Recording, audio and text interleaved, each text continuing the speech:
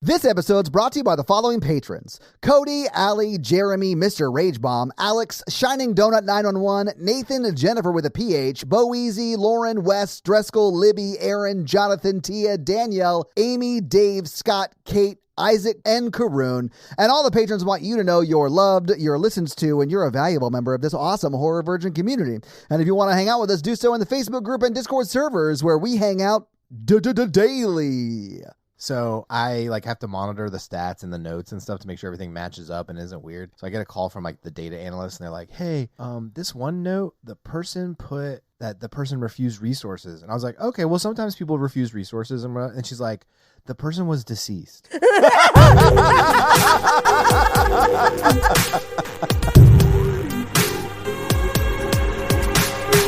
I have a question though, Mikey. Was the person that went to that call, were they a medium?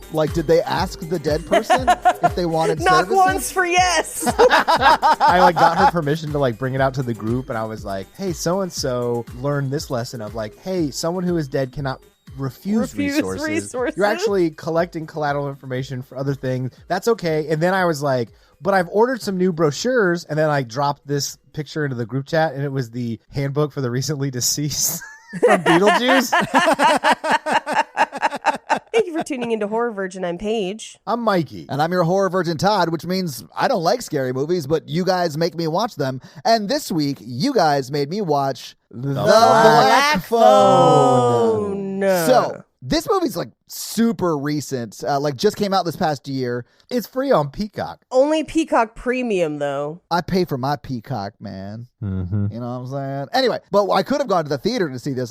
I'm glad I didn't, because it would have been scarier than it already was. But I didn't find this movie that scary, but I really liked it. I didn't find this movie super scary, but pretty much every kid, except for the one that was clearly going to go to jail for the rest of his life had he lived to adulthood, every one of the reveals of the children, and you sort of see them and how you can sort of deduce how he killed them based upon their injuries. All of those reveals scared the shit out of me. There were some jumpy moments in this movie. I do think it was a really good movie, though. Yeah. I don't know. The whole repeating cycle of trauma allegory is very clear here, and they just do a really good job of, showing us that throughout this whole movie. Yeah, I had a real interesting moment in this film because the marketing of this movie, I think, is a little misguided. And I know that sounds crazy. Yeah. But sometimes when they market a movie, they make it seem one way when it's going to be not. And I wasn't really looking forward to this because the marketing of this movie felt like it was going to focus on the killer and he was going to be the guy. And that was going to be what the whole movie was about. But instead, it's so much more about him and his relationship with his sister and him finding a way out and him using the work of everything before him.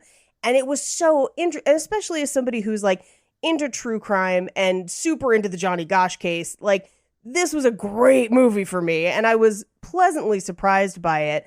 But I felt, as I was watching it, I was when I talked about Wolf Creek and how when you have a charismatic villain, you have to be very careful that you don't just celebrate the villain, that you actually have a story that they fit into. This movie is a perfect case study for getting that right, where you have a really interesting villain and a fascinating villain with weird quirks, different things about him. He is interesting. He is scary, but we're not celebrating him. He's still the villain. He can be cool and still definitively be the villain where you're still rooting for people to survive and rooting for your main character to fight. Mm-hmm. Just like an X. I mean, kind of an X, except nobody survived. Although, well, I guess they killed her in X, though. That one girl survives. Yeah. I'd say X falls into that category, too. But I think that's kind of when I'm looking for a really interesting villain in a story like this is a great utilization of that. Yeah, I do think that Ethan Hawke was great in this. The masks were fucking creepy and cool, and the way they shot them was really cool. Whoever lit this movie did a great job. The way the shadows play against the mask, I was super impressed with, because he can lean a certain way and it sort of changes the expression in some way, and it was so cool. It was so cool. I have a weird theory about the masks, and that's why I was Googling earlier in Fun Facts to try and find out, and I couldn't find a definitive answer. In one of the masks, as he kind of turns, it looks like, and I don't mean this to be a joke, it looks like there's a nipple on one of the masks. Yeah. I think the masks are made of the skin of the boys. It looked like ivory. I would have to. There's a book. I should read the. It's a short story by Joe Hill. Yeah. Yeah, I should read the short story. I wonder if that has more. It looks gray. I don't know what skin looks like when it's been removed and dried or whatever. If you don't preserve it properly, it's gray. I don't know. Like, I feel like if you were walking around with a skin mask, people would be like, hey, where'd you get that skin? Well, but he's not really wearing them outside. He's not walking around. He's wearing them outside. No, he's only wearing them inside. When they see him outside, he doesn't have the mask. That's why he's got the balloons. Yeah, he's got white face paint on. Yeah. Oh, that's what you're right. You're right. I was surprised by the caliber of the main child actor and his sister. Very good acting. His sister was so good, man. Loved I loved the growth of the character and him just walking out like, oh, I killed my kidnapper. I'm a badass. He just sits down with that lab partner and he's like, we're going to fuck. Dude, in that last scene, when he's like walking down the hallway, I was like, you can tell by the way I killed that dude. Right? It was so good, man. I was very happy with the way this movie ended because a lot of these movies sort of end up nihilistically because they want to keep their villain alive so they can do sequels. And I am super here for a movie that sets up a cool-ass villain and then kills him at the end because it's one self-contained story. Boy, do I have the movie for you. It's The Phantom Menace. I don't know if you know this. Darth Maul's still alive in the Star Wars universe. Obi-Wan eventually kills him in the cartoons, but I don't want to talk about... He's in one of the live action shows, my dude. He's in Solo, which takes place before that. It's a prequel. He gets killed off in Rebels. Get with the program. Okay, I mean, I'm thrilled that that's the case. But also, doesn't he end up being like half robot because of that fall down that shaft? Yes, his legs are robot, and then he becomes like a gangster to try to get back at Palpatine. It's like a long... Man, the bigger the Star Wars universe expands, the less I care about it. Like, I just do not give a shit anymore. I'll go see the movies, fine. But, like, I'm not going to watch every TV show you make. I don't know what makes me mad that, like, in 1979, if you're kidnapped, you have a bigger place than the house that I bought. And I think that makes me really upset. Bro, this is before Reaganomics. Yeah. Absolutely. They bought that house for $10,000 from having a summer job through college. Yeah. Had two houses. He had two houses, and he was a part-time magician. This economy sucks. That's all I'm saying. I want to see this version of House Hunters. Yeah, I'm a murderer and part-time magician. What's your budget? I don't know. $150,000. Oh, you're going to buy two houses? Yeah. You want to buy two houses? Yeah. We can buy them across the street. There's so much basement space in all of these houses. But I think you're right. I thought the villain was really interesting and it didn't, answer all of our questions about, because I was like, oh, the happy mask, he's going to be nice. And then the mean mask, he's going to be mean.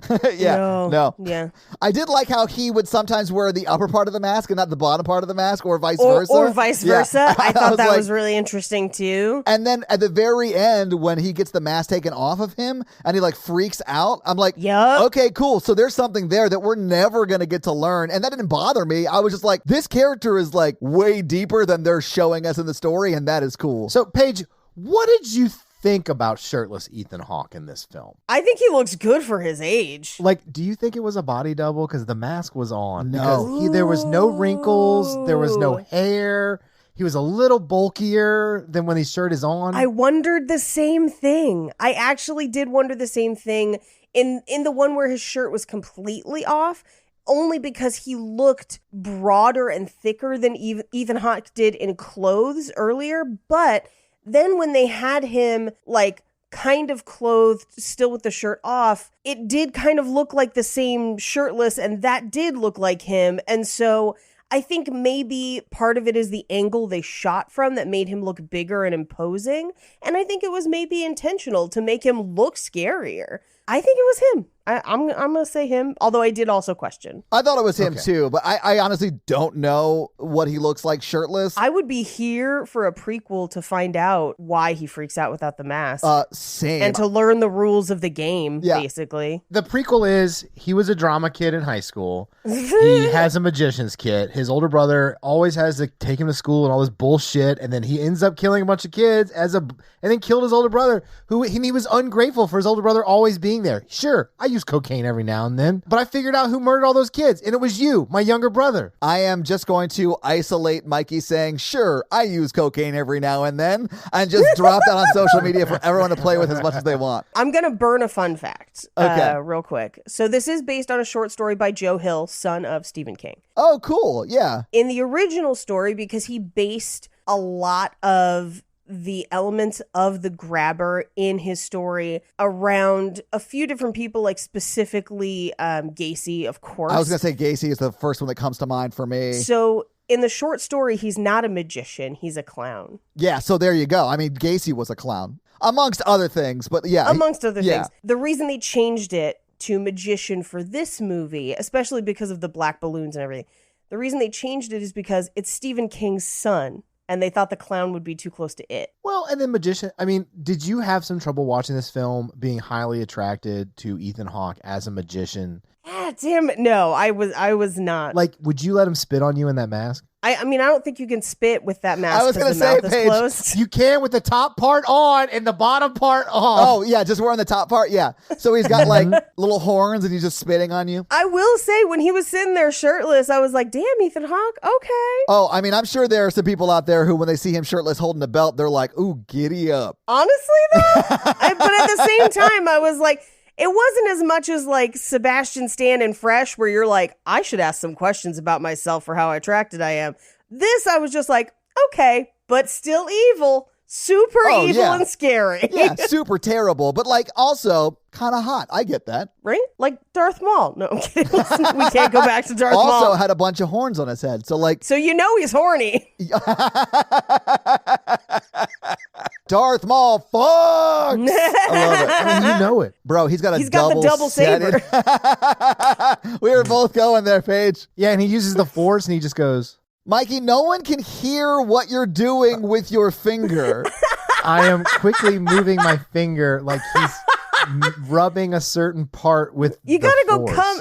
You gotta go come hither motion with more than one finger. Yeah, 2 fingers. He is powerful in the Force. He only needs to do this with the Force finger. It's doing all of that. Okay, Dr. Manhattan. Yo, my dick can give you cancer. There's no way anyone should kill sleep that with pussy. I know, with cancer. literally, Dr. Manhattan is radiation, with guys. cancer. Oh, we need to talk about the anti-bullying campaign that this school needs to do in its halls. Oh, yeah, we need to talk about how many teenagers just be fucking stabbing people in the 70s. Yeah, like when that guy was playing pinball and someone bumps into the thing and ruins the game, whatever. He pushes that kid, and then one of that kid's friends pulls a knife like it's West Side Story. I was like, what is happening? And then the kid who was playing pinball, I think his name is Victor or whatever. Vince. Or Vance? Vance Hopper. It is Vance, you're right. That kid was either going to end up murdered, which sadly he does, or spend the rest of his days in jail because he was looking to kill somebody. Like, I mean, or get that high score. Here's where I'm going to come in with a hot take. Okay. There was a lot of sociopathic kids at this school. He ended up picking a lot of them to murder. That's all I'm saying. No. So you're saying that this movie, in your mind, is a lot like the TV show Dexter, except he's targeting children who will then become murderers, not people who are already murderers. Yes. That is a awesome, terrible take. Yeah. Terrible take. I would say some of the children notably had difficulties at home. Yes. Which abductors have been known to target because they are maybe not supervised as much. Not all of them. The paper boy is clearly a reference to Johnny Gosh, of course. Yeah. And that was not necessarily a case of neglect or anything. He was just out delivering papers. And then you've got Bruce, who I think was just riding home alone, wrong place, wrong time. But you've got Vance, who it sounds like comes from a troubled home. You have Robin, who we know his father died in Vietnam. And then you've got Griffin, who we don't know as much. Like, there's some of the other ones, there are indications that these kids were maybe not in the best place, and that's probably why Ethan Hawke's character targeted them. Even when we look at Finn, I mean, Finn has an alcoholic father and a very abusive home life, where people are not necessarily paying attention to who's coming and who's going where, because they're not managing their home life well. And so he was kind of a perfect target as well. But it doesn't seem like he cases them. It seems like he just goes out, grabs the first kid closest to his house, and runs back to the house. Well, he couldn't do that because then people would see. So he does, to a certain degree, case them. He must be, because he seems to catch them alone. Our main character, or I should say our main male character, the boy who gets taken, he gets taken on a Friday. Every Friday, his sister goes and spends the night with a friend. And these are all the things that like make me think he was casing people, because I think he definitely was casing that boy. I think so too. He didn't know his name until the paper. Well, he just said that. We don't know if he's telling the truth. In truth, I don't think he did, but he doesn't need to know that to observe kids, right? Like, if he could just like be posted up outside the school like a few streets away waiting to see who walks by, and then he recognizes them, you know? Right. I think the worst part is when he puts them into a box and to saw them in half, and then they disappear, and then that's why when he kidnaps them. I think that's the worst part. Mikey, the sad thing is he's just a bad magician. Like, he's really good at making kids disappear. Right. He just can't make them reappear. Yeah, I mean, he's like the David Blaine of making kids disappear. Yeah, I don't know if you know, that basement is actually just a plexiglass box hanging over a crowd. He's like, dig up that grave. Was your card a 9 of hearts? Mind free! Maybe we should just get into this movie so we can talk about it scene by scene, Paige. So we open on a baseball game, and it is the 70-ass 70s, and I love it. It's 1978. Oh, so African Americans could finally hold the priesthood of the Mormon Church. 78. Okay, cool. Oh, awesome. That is not the calendar I subscribe to.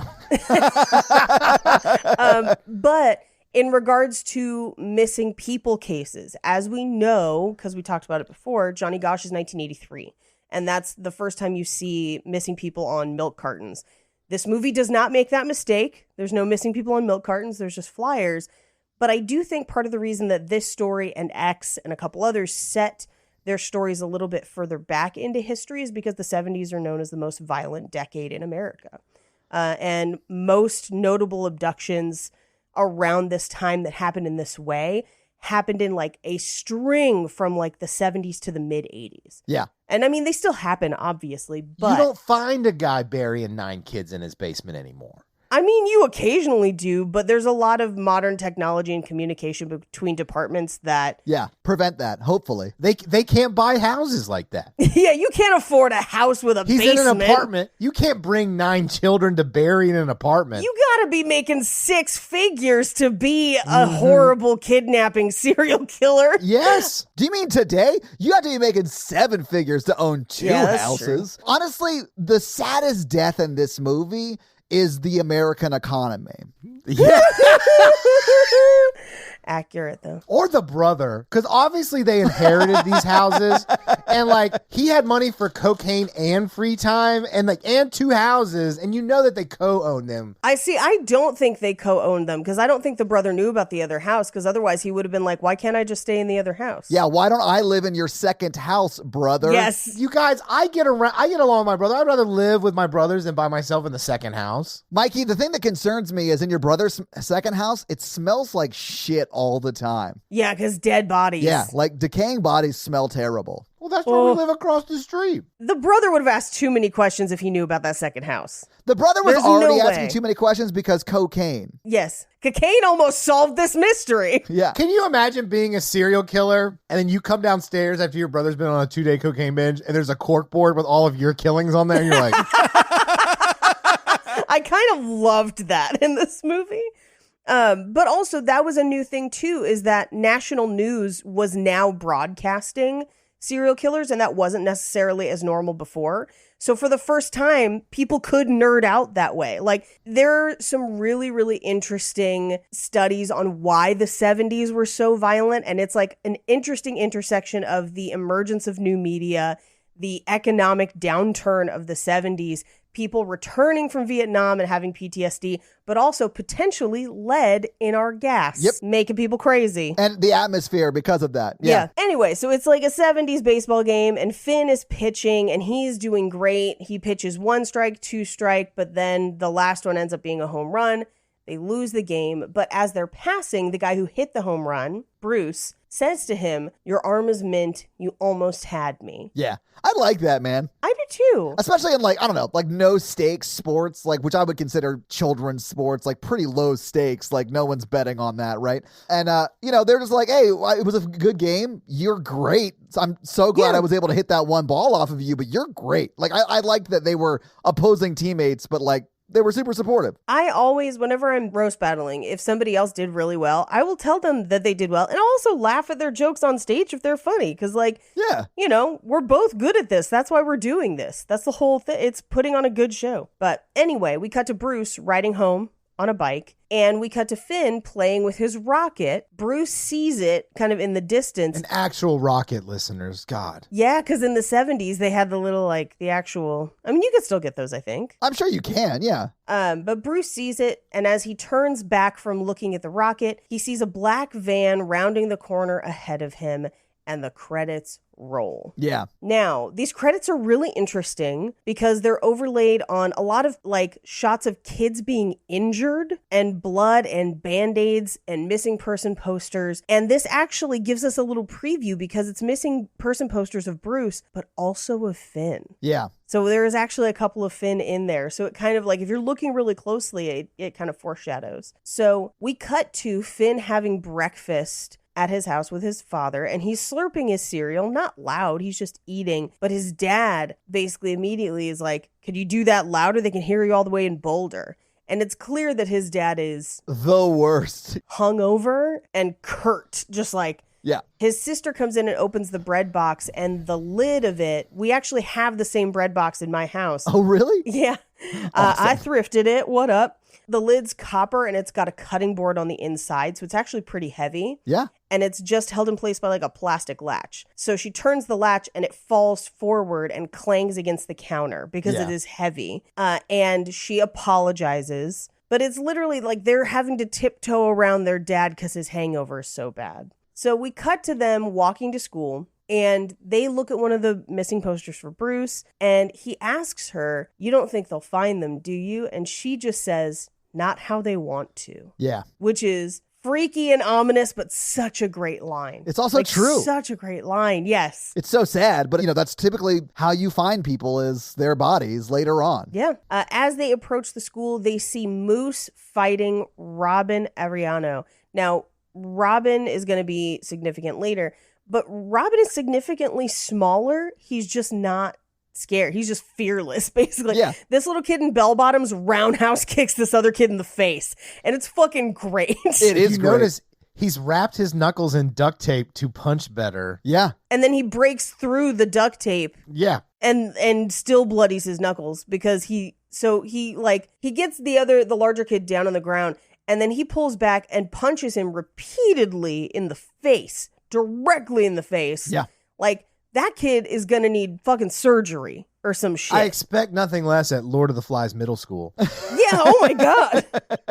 There was a lot of violence at this middle school. It sort of felt like Let the Right One In. Do you guys remember that? Yes. The bullies in that movie were next level. Yes. And this felt like... Those kids almost murdered... Yeah. Yes, that's what I'm saying. You have a serial killer targeting kids. You have kids killing each other at school. I'd be like, this is not cool. This is not a cool place to live. Well, and they've nicknamed the kidnapper a serial kidnapper. We don't know that he's a killer yet. I mean, one could assume because they have not found the children. But yeah, called the Grabber. They have a nickname for him. I'm like, why are you still letting your kids walk to school? We had a grabber once when I worked someplace, but he got let go for obvious reasons. Mikey, is this grabber on the Zoom call with us right now? It's Paige.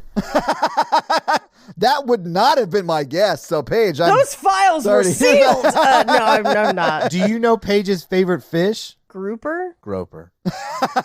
Honestly, no notes. Love that joke. Leave it in. Actually, I do frequently grope the one person that works next to me because I work from home where my husband is. I grope him all the time. I'm a mandated reporter. Okay. Well, you can meet with Jake and see if he feels unsafe. APS, I'd like to report a crime. A wife keeps grabbing her husband. Where? like a light pinch in the butt, or just like rubbing the shoulders when he walks by. Yeah, pretty much. I'm worried about his well-being. I'm worried he might feel too cozy. Yesterday, I was on the phone with my parents, and I was like, I don't know, I'm really distracted by my handsome coworker. And they were like, you work from home. And I was like, I know. It's my new favorite joke.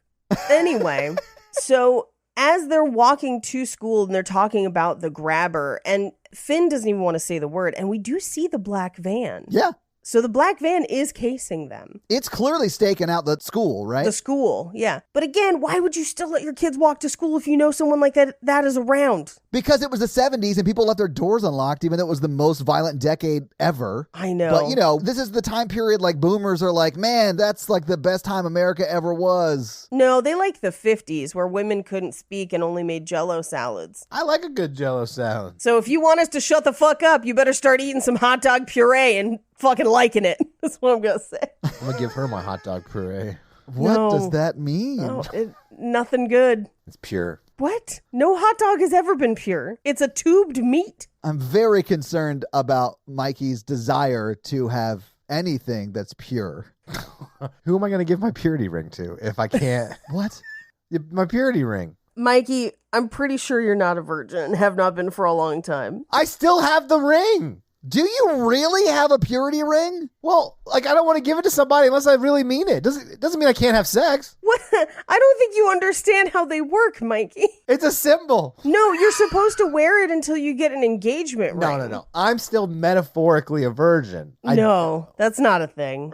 I mean, virginity is a social construct, sure, but this is a nonsense conversation. When I'm ready to get married, I'll give her an engagement ring and my purity necklace or whatever they give guys to give. They're called pearl necklaces, Mikey. What are you saying?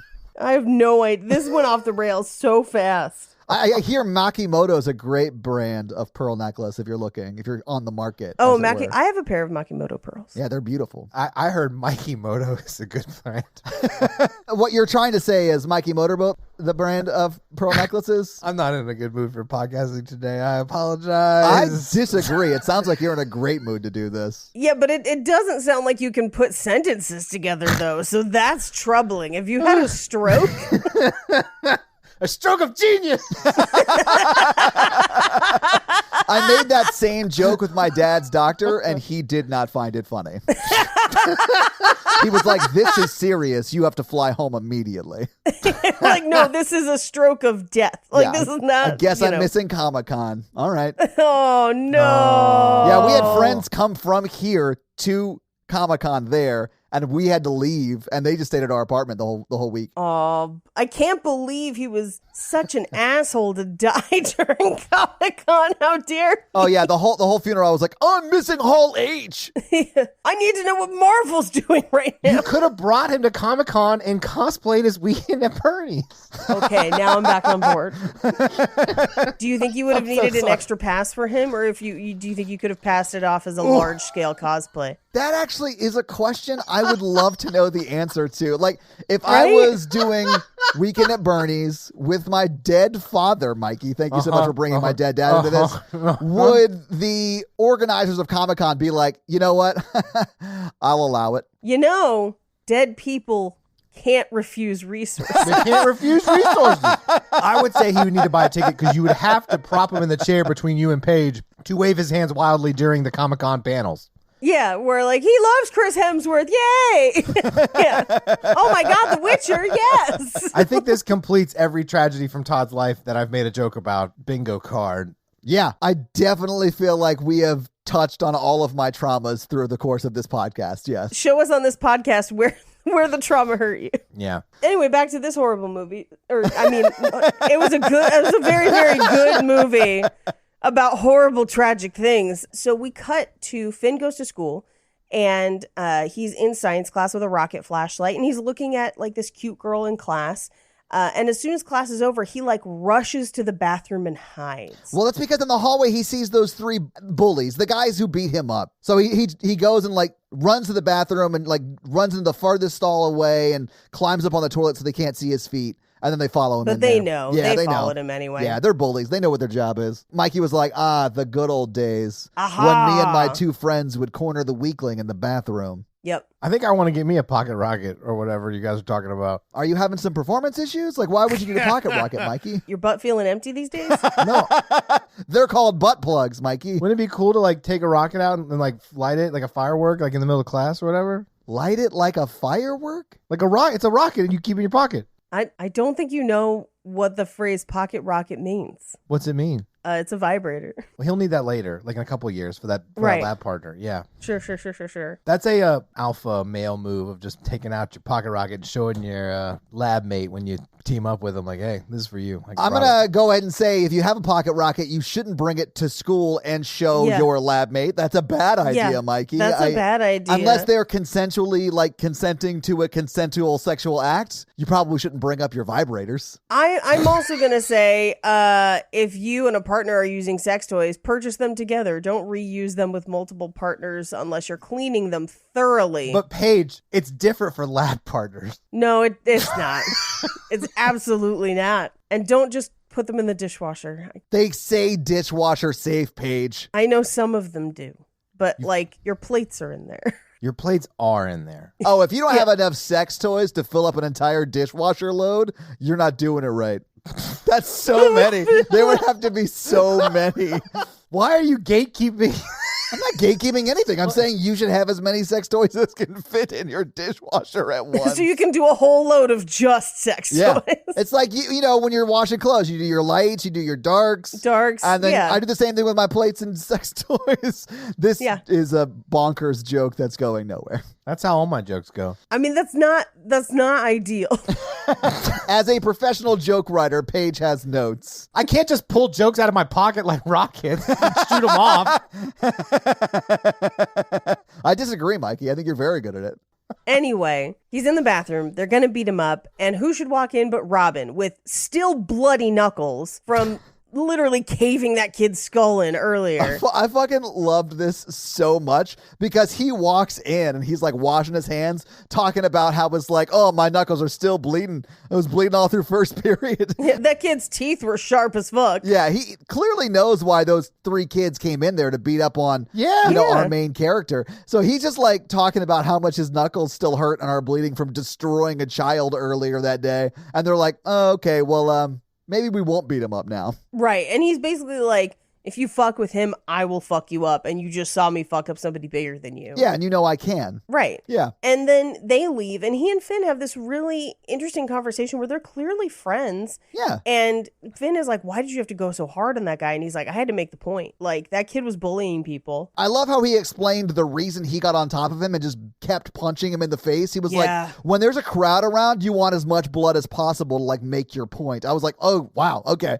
This guy has done this before. I don't agree with his methods, but he does get results. Yeah, and I mean, like, that guy was bullying other people and was trying to bully him and just sort of got, some could say, what was coming to him, because he bit off more than he could chew, definitely. Yeah, I mean, it's hard to, like, walk that line, because you don't want to, like, say, no, he should have had the shit kicked out of him, because they're children. But, like, he shouldn't be bullying kids in the first place, and I'm sorry he took it to a place where he got the shit kicked out of him, though. Right, yeah. Yeah. So he also then asks if Finn will come by his house later to go through their math homework because their math teacher talks too fast. I mean, it seemed like they're friends because he protects Finney, and Finney sort of tutors him on math, or maybe everything, but at least math. Right. So we cut to Gwen, his younger sister. She's in math class. They pull her out of class and bring her to the office where there's 2 detectives. And they're like, hey, you said to Amy Yamada, who is Bruce's younger sister, that you had a dream about her brother and black balloons in a van. Yeah. And we found black balloons at multiple crime scenes, but we hadn't told anyone about that. We didn't release it. So how did you know about it? Man, the scene with the sister, her name's Gwen, and the cops, it was hilarious because she was like, oh, you think I'm the grabber? You think I'm the one doing it? Like, she was just like... Like, he could beat both of you up. What the fuck? Yeah. When she started cursing at them, I was like, this is hilarious. And the fact that they, like, were, like, so much believing her, they're like, no, tell us everything you know. Yeah. That was the least believable part of this movie, that they're like, clearly the psychic child knows. No, the fact that they show up at the house at the end is bonkers because they would not have believed her. Oh, the fact that they go into a private residence without probable cause. Yeah. I mean, it is the 70s. That is true. That's true. But I did love that she referred to them as fart knockers because I hadn't heard that cut down in a long time and it made me laugh. Yeah, it had been probably like since elementary school or maybe junior high that I'd heard fart knocker. And I was like, man, we used to be calling people fart knocker back in the day. Like, but they ask her, what aren't you telling us? And they're trying to get her to admit that either she was near one of the crime scenes or maybe she saw something or maybe she knows someone. And what she says is just, sometimes my dreams are right. Yeah. So, it's kind of like The Shining. It's just a little bit of a tiny supernatural element to the movie, but it's not intrusive and it's not overly complicated, which I like. Just like a good relationship. I think you sort of backed into being right on that, Mikey. Yeah, that's the only time I'm right. That checks out. I just figured it out that like probably a psychic message from a child was enough probable cause to breach a house back in the 70s. Yeah. Like 90% of no-knock warrants in the 70s were just children with dreams. You may have okay, Paige. You may have seen a little movie about that called Minority Report, and she was like mostly right, except for that she one was, time. but that just makes me think of your sketch idea for Minority Report misdemeanor. Misdemeanor crimes, yeah. This is still one of the funniest ideas I've heard in a long time. So this is the first time after school that we see her and Finn split up because it's a Friday and she's staying at Susie's and he'll look after Dad. And we see that he gets home and his dad is already passed out in the recliner. And so he eats some ice cream and watches a bunch of horror movies on TV. Yeah. So we cut to the next morning and he wakes up to the sound of his sister being really badly beaten in the kitchen. Yeah. It's not good. It is a hard to watch. Yeah, it's called abuse. Like, it's terrible. Yeah.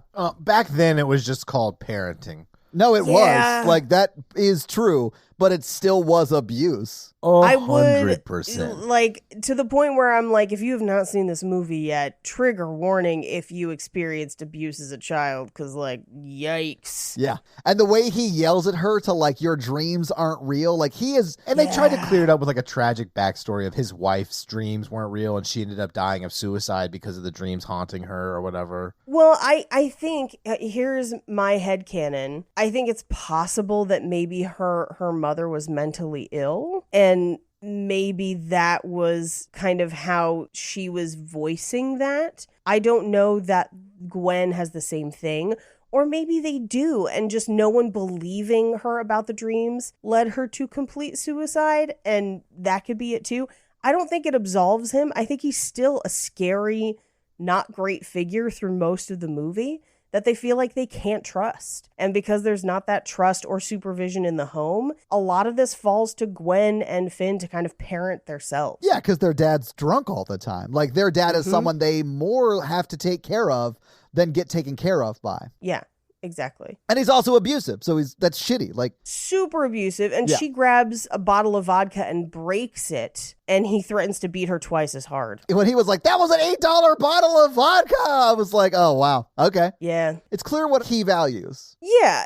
I mean, like, especially here's the thing, if you have a real bad drinking problem, it gets expensive because alcohol is expensive. And so, especially if you're a single parent providing for your family, maybe $8 is, a bit of a dent. Yeah. I mean, $8.79 is $32 today. Whoa, it's like top shelf, bro. I bought $8 tequila from Mr. Pepe Lopez tequila for my college days. Yeah, 32. Well, 32 is like mid-shelf. Well, that's too high if you're going to do it a lot. You need to go lower. I mean, yeah, if you're doing it a lot, you need that plastic bottle of pop-off. Like, if your vodka bottles are plastic, that's when you know. And honestly, if this $8 bottle of vodka had been plastic, it wouldn't have ended up all over the floor. Yeah, that's why they're plastic. I mean, A, they're plastic to save money because glass costs more, but B, when you are stumbling down the street and you drop it, plastic is a bit of a bonus.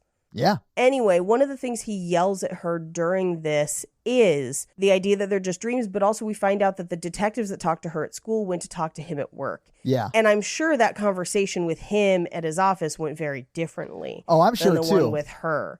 I'm sure they thought he was the guy. Exactly, because they're not going to believe that she's having these dreams, right? Like, she has seen something and it's coming out sideways because she can't talk about it really, right? Because she would be in a dangerous situation if, like, the serial killer was her dad. She's in an immense amount of danger. So, like, they would definitely look at her dad. Yeah, and honestly, should, because he probably has a record of abuse. Yeah, well, and here's the thing. We don't know if there's any record because it is the 70s. That is true. So God only knows who is reporting what. Or if they are reporting, they're just like, yeah, just like everyone else on the block. Like, keep it pushing.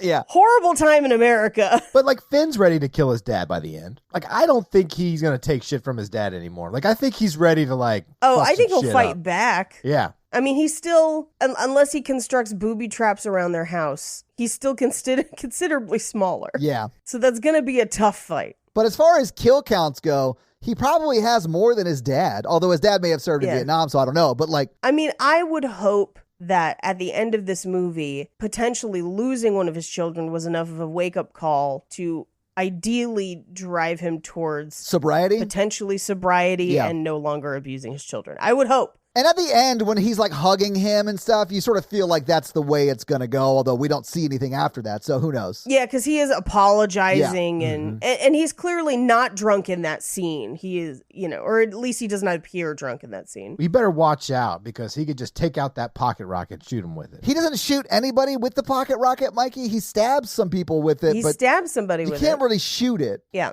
Well, it's not a real rocket then. No, Mikey. It is not a real rocket. It's essentially a sharp flashlight. Yeah. And it's not really even that sharp. He had to put some oomph behind it. Yeah. Anyway, while this is happening, we cut to Robin walking through an alleyway. It looks like, have you ever driven behind a grocery store? Yeah. It looks like the back of a grocery store. It does, yeah. And the black van is there. We cut to, and this shot was really cool.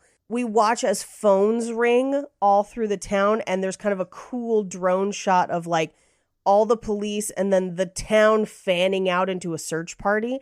And I'm just like, if this was your 5th search party of the year, like, why would you let your kids out of your sight and like bolt the doors? Like, holy shit, school would be canceled. Like, what is happening? I guess the problem is back in the 70s, they were true parties. And so, like, any excuse to drink back then, like they just brought the party to these search parties. So they were just out there drinking like PBRs, walking around their streets like, we're looking for kids or whatever. Hand me another one. Yeah, Todd, I haven't seen you in like 3 weeks. This has been the best party to catch up with you. I hope someone goes missing next week so we can do this again. I brought the grill. Yeah. Someone's like literally like pushing a grill down the street while they're like flipping burgers on it and shit. Jimmy, you seen Jimmy? Hot dogs, hamburgers? If he smells them, he'll come over here. That's how it works. These are his favorite. Robin did love a burger. Now, I did think it was interesting. Some of the names in this are really interesting. For example, one of the most notable theorized accomplices of John Wayne Gacy is a man named Robin Gecht. So I thought it was really interesting that one of the ghosts was named Robin as well. Yeah. There's a lot of like kind of similar names in the boys that have gone missing. Perhaps subtle nods to like true crime cases and stuff. Yeah. Yeah. And perhaps also I did think it was notable that it was all boys and all teenage boys, which is very much John Wayne Gacy. Yes, it is. Yeah. So we cut to Finn's house where his dad gets the call and just says, do you know a Robin Ariano? And he says, he's a friend from school. Why? And we see the search party go out and clearly they don't find him. Yeah. Well, yeah, because they got drunk. They're partying too hard. Not searching enough. Too much party, not enough search. Well, they're also like searching the woods and he's not in the woods. Not the basement. Yeah, he's not. They're never going to find him. He's not out there. Yeah. But we cut to, he asks his sister Gwen if she can do the dream thing. And she says it doesn't work that way. Basically, like, I can't just like call it up. It just happens when it happens. And he pulls a like, well, what if it does work that way? Can you just like try? Can you try, please? I sort of love that. I actually really did like her version of like, how do I make this happen? Like, how do I try to connect with that kind of, I guess, stream of consciousness? Yeah. And she's got like a Barbie dream house that she opens with like a Bible and a cross and a couple like beads. There's like a tarot card there too. Yeah. There's a tarot card and there's a candy necklace with a cross on it. That was pretty funny. Yeah. But she basically is praying like, my brother needs his friend. Like, this is, please let me find him. Please let me know just something in a dream, something I can give the police. So she goes to bed, and as she's going to bed, we see her dad's shadow darken the door, which made me real nervous for how this was going to go. Same. But he just said, I know you were playing, lights are off, go to bed, I love you. And then he walks away. But she's clearly terrified of him. Yeah, well, he just beat the shit out of her that morning. So, yeah, I could definitely understand why she'd be terrified of him. I do love that when she finishes praying, she runs to bed because she hears her dad, but she doesn't say, like, amen or whatever. So she, like, runs back really quick and then says it, like, thank you, Jesus, or whatever, and then runs back in bed. Yeah. I don't know why. That was so funny to me. So we cut to the next day. The detectives have shown up at her house. And they're like, we'd like to talk to her. And her dad is like, what's she do now? And they're like, nothing. We just want to speak to her. Yeah. They were essentially like, she's not in trouble. You're not in trouble. But like, we're terrible at our jobs. So we're just like interviewing all the child psychics, if that's cool. Yeah. Look, we went to the Black Balloon Factory and they weren't there. They just kept stacking crates. Listen, the Goo Goo Dolls didn't give us any good leads. We've gone to every 40-year-old birthday party and retirement party and nothing. I can see them busting up nursing homes like, where are they? They're just goth baby showers. This is supposed to be a gender reveal, but all of them are black. I don't know. Oh, are you having a Dr. Frankenfurter? Oh, I wish. Me too, man. 9 months is too long. I can't handle the anticipation. So this is also where I noticed in the movie, this movie has a really strong color theory to it, which is really interesting, where Gwen's color is yellow and Finn's color is blue. And Robin, for the brief points that he was in the movie, his color was orange. And then for the killer, it's reds and blacks, with the exception of that one blue sweater.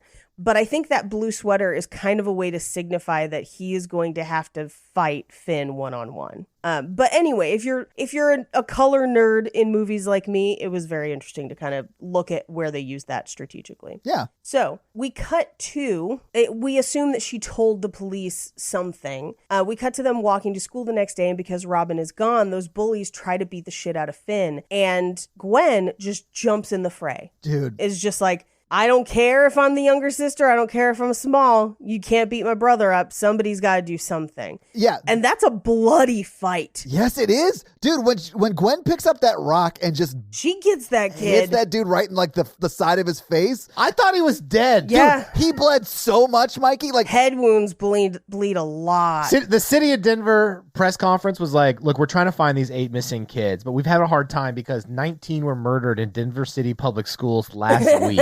Alone. I did love that when the kid starts bleeding, he just gets up and goes and like sits by the fence. He's like, listen, I'm bleeding all over my shirt. I have to go sit down now. This fight is over for me. Yeah, like PE. Like they're just like, I'll be on the bench for this. Yeah. Well, and then as she really gets funny. like she gets kicked in the face and she's bleeding, she goes and sits next to him. It's like they're playing dodgeball and they both have been hit. Yeah. And so they have to go sit in until someone catches the rock. Which also, by the way, the guy, the kid that kicked her in the face, the police should watch him, I think. Yes. Although I do think, to Mikey's point, there are just so many kids at this one specific school that are like, they go from 0 to knife fight way faster than I think regular kids do. Yeah. So I think all of them need to be watched on some level. I'm just saying, if you're a teenage boy kicking a younger girl in the face, She did just murder his friend. His friend is fine. He's got a headache and a head wound, but like, he'll be fine. Oh, his head was gushing. I was like, Have you ever cut your head? They bleed like crazy, even if you're fine. not the top one. What have you done to your dick? You've never cut your dick once accidentally? No. I like how you were like, you never cut your dick one time accidentally in college? One time I used to, like when I was going out and in my younger days, I would keep it trimmied up down there. Yeah. You still should, Mikey. I still do every now and then.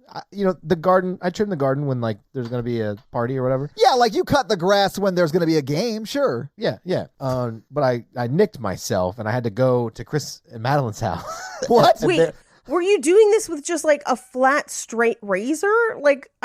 No, it was electric. My brother got me a better manscaper later on because I told his story. Anyway, I was like, we were like all going out drinking or whatever, and then they're like, "What's wrong? You look really upset." And I was like, I cut my dick earlier, and it really hurt. Why your dick? Like, what happened? I was like trimming and it like nicked a little bit, and it bled a little bit, but it was like. I feel like you just admitted to us that your dick is a mangled mess, and I'm glad you let the listeners know so they can adjust their thirst accordingly. And your dick is hairy. At the base. Oh, okay, that makes sense. Yeah, okay. Yeah, it was all shafty. Watch your mouth. I'm only talking about Shafty. Shafty was the animated cartoon after that. But also was an animated dick. But everything else was the same. He was a cop in Detroit, but he was just like a dick who walked on two balls. I would watch a sentient dick that was a cop in Detroit. All cops in Detroit are sensitive dicks. Anyway, we cut to school where Finn, it's frog dissection day, so Finn has to pick a lab partner. He ends up partnered with Donna. Donna makes the move because everyone gets up and scatters around the room to find their friend to partner with them because they're going to be their partner the rest of the year was sort of the implication. Right. And he's like, I don't have anybody. And then Donna comes over and rescues him, which is best case scenario for him because he's super into her. Or at least he has a crush on her. It's been indicated throughout the beginning of the movie. Right. So that would be his best day ever. I did love how it immediately smash cuts from Donna coming over and saying, do you have a partner? And he's like, that would be great if you want to be my partner or whatever. Just the awkward little schoolboy in him. And then it cuts to his sister giving him shit on the way home. I fucking love that. I loved it so much. I was like, oh man, whoever wrote this has siblings. At the end, he just sits down. He's like, remember when I was kidnapped and I murdered him? You want to go out? So we cut to their walk home. And again, it's Friday. So she's going to go to Susie's. He's going to go home alone. And this is how we know the van was casing them because the van is just along blocking his walk home. Yeah. But it's after the point at which she turns off to go to Susie's. Yeah. And so it appears that a guy is loading groceries into the van and drops them. He stops to help pick them up. And as he looks into the back of the van, he sees black balloons. And he asks, are those black balloons? Because he remembers what Gwen told him about her dreams. And before he can do anything, he gets grabbed. He sprays him in the mouth with something. I would assume some sort of chloroform. Yeah, I assumed it was chloroform adjacent. Yeah. They never talk about it, but it has to be something like that because it knocks him out. Yeah, more like boroform. Anyway, yeah, he gets knocked out. And then the guy uses the black balloons to hide as he's kind of pushing kids into the van. Yeah, it's the opposite of the movie Up. It's down. Yes, into the basement. Yeah. As he's grabbing him, he uses that rocket flashlight to just gouge out a section of that guy's arm. The pocket rocket. Yeah, he uses his pocket rocket and just drives it deep into that dude's flesh. This isn't the Hellraiser episode, okay?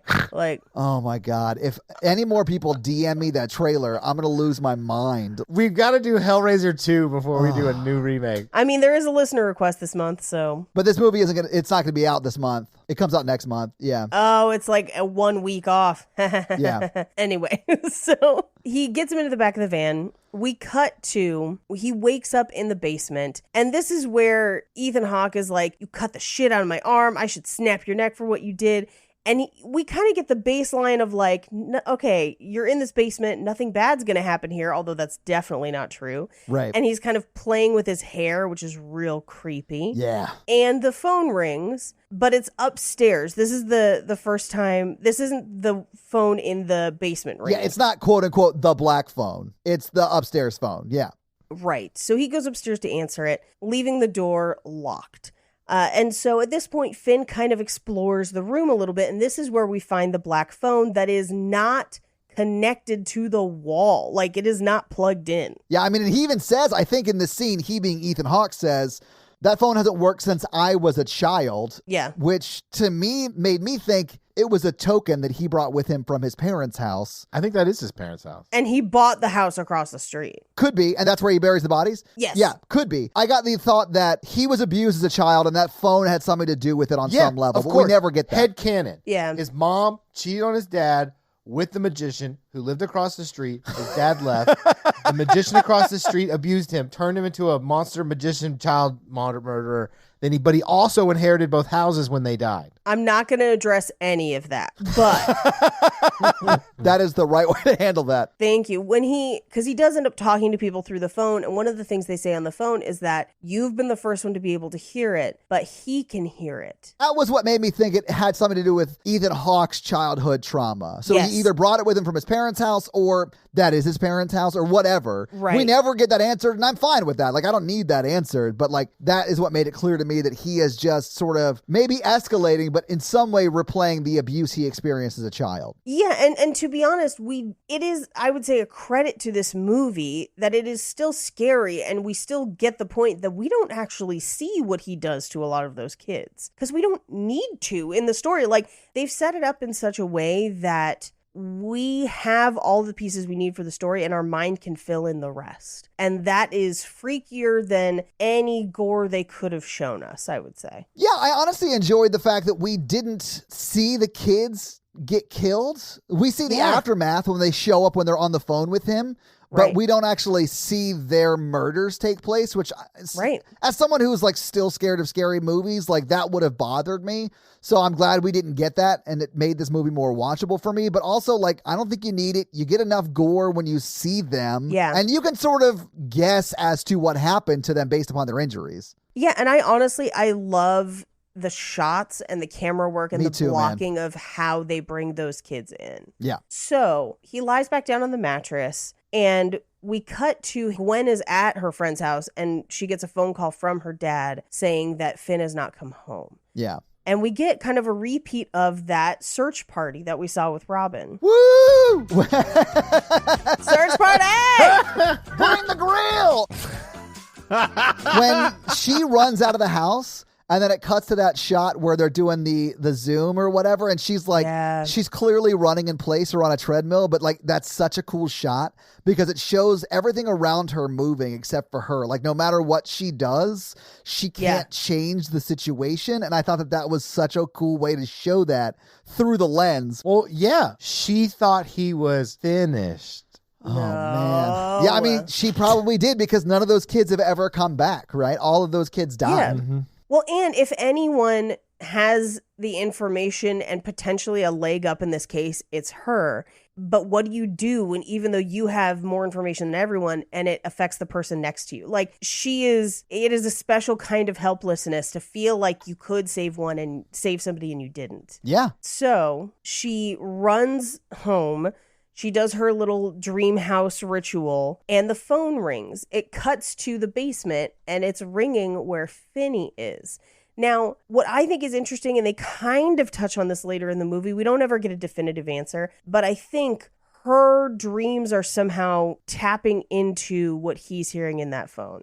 Anyway, so the phone rings. And this is where Ethan Hawke tells him it doesn't work, not since I was a kid. I think it's something with static electricity that makes it ring sometimes. But this is also where he tells him, like, I know you're scared and you want to go home, and I'll let you go home, but, like, not right now. Everything's kind of fucked up. I got to go handle something upstairs. And this is where Finn is like, so is there someone upstairs who might see you coming to see me? Like, is that why you can't come down here? Yeah, at first he thought it was the police were going to show up, and clearly they're not. But like, he was like, hey, if you just let me go now, I won't tell the police where you are or any of that stuff. Like, I'll be quiet. Yeah, and then he does ask him about Bruce and Robin, and he says, oh, that wasn't me, that was someone else. And he says, I won't make you do anything that you won't like, which is a real gross line. Yeah. Yeah, I'm glad this is the only scene that had that element of the touching of the hair and those creepy comments. Yeah. I was like, oh God, this movie's going to be very, very dark. Yeah, it doesn't go to a sexual place. Like this first scene sort of sets it up like that's definitely going to be a part of it. And maybe it was after he kills them, but it definitely wasn't the rest of the movie, which I was grateful for. So I think, and it doesn't explicitly tell us, but we never see the game that the boys play. Yes, we do. Because Finn doesn't play. Well, we see the game. He just refuses to engage in it. Right. The boys call him and tell him not to play. The game is like, Right. I'm going to leave the door unlocked and wait upstairs with the belt. And if he comes upstairs and is a naughty boy, I'm going to beat the shit out of him with this belt. Like, that is the game. That is the game, but there's an extra portion after. And we don't know what the portion officially is. That makes sense, Paige. Yeah. Yeah. My headcanon was that Ethan Hawke's character, the villain, the grabber, is a sexual sadist, and beating them is the sexual part for him, and then he probably would continue to assault and then murder them. Yeah. That's how I pictured it going, but I was glad that we didn't see that, because we didn't need to. My brain filled that in, basically. Yeah, same. Mine too, and I was just like, thank God this is not happening to Finn. Yeah. So Finn basically says, I'm going to yell so people can hear me. He's like, no one can hear you outside this room. And he goes upstairs, and we cut to outside, and we're looking through the little window with that grate. And sure enough, you cannot hear Finn yelling. Yeah. So I do like that at this point, he kind of tries to survey his surroundings and see kind of what he can do. And as he's going around, he's like, Robin would have tried that. And if that didn't work with Robin, I can't do it. And I think it's interesting that later in the movie, instead of saying, I can't do something, I'm not capable, it's if they could do it, I could do it. And it's him kind of gaining faith in himself as he goes. Yeah. So the phone rings again. He answers it, and there's some clicking, but no voice. Yeah. So he goes back to sleep on the mattress. Man, I would not be able to sleep, like, No. at all. Although, Yeah. maybe you're just getting so Eventually you would exhausted. fall. You just, Eventually you'd fall asleep. I don't sleep enough as it is, but like, fuck, that'd be so Well, hard. yeah, because those damn dead kids keep calling at all hours of the night to keep you up. Well, yeah, they're dead. They don't keep regular hours. Yeah, they can refuse resources.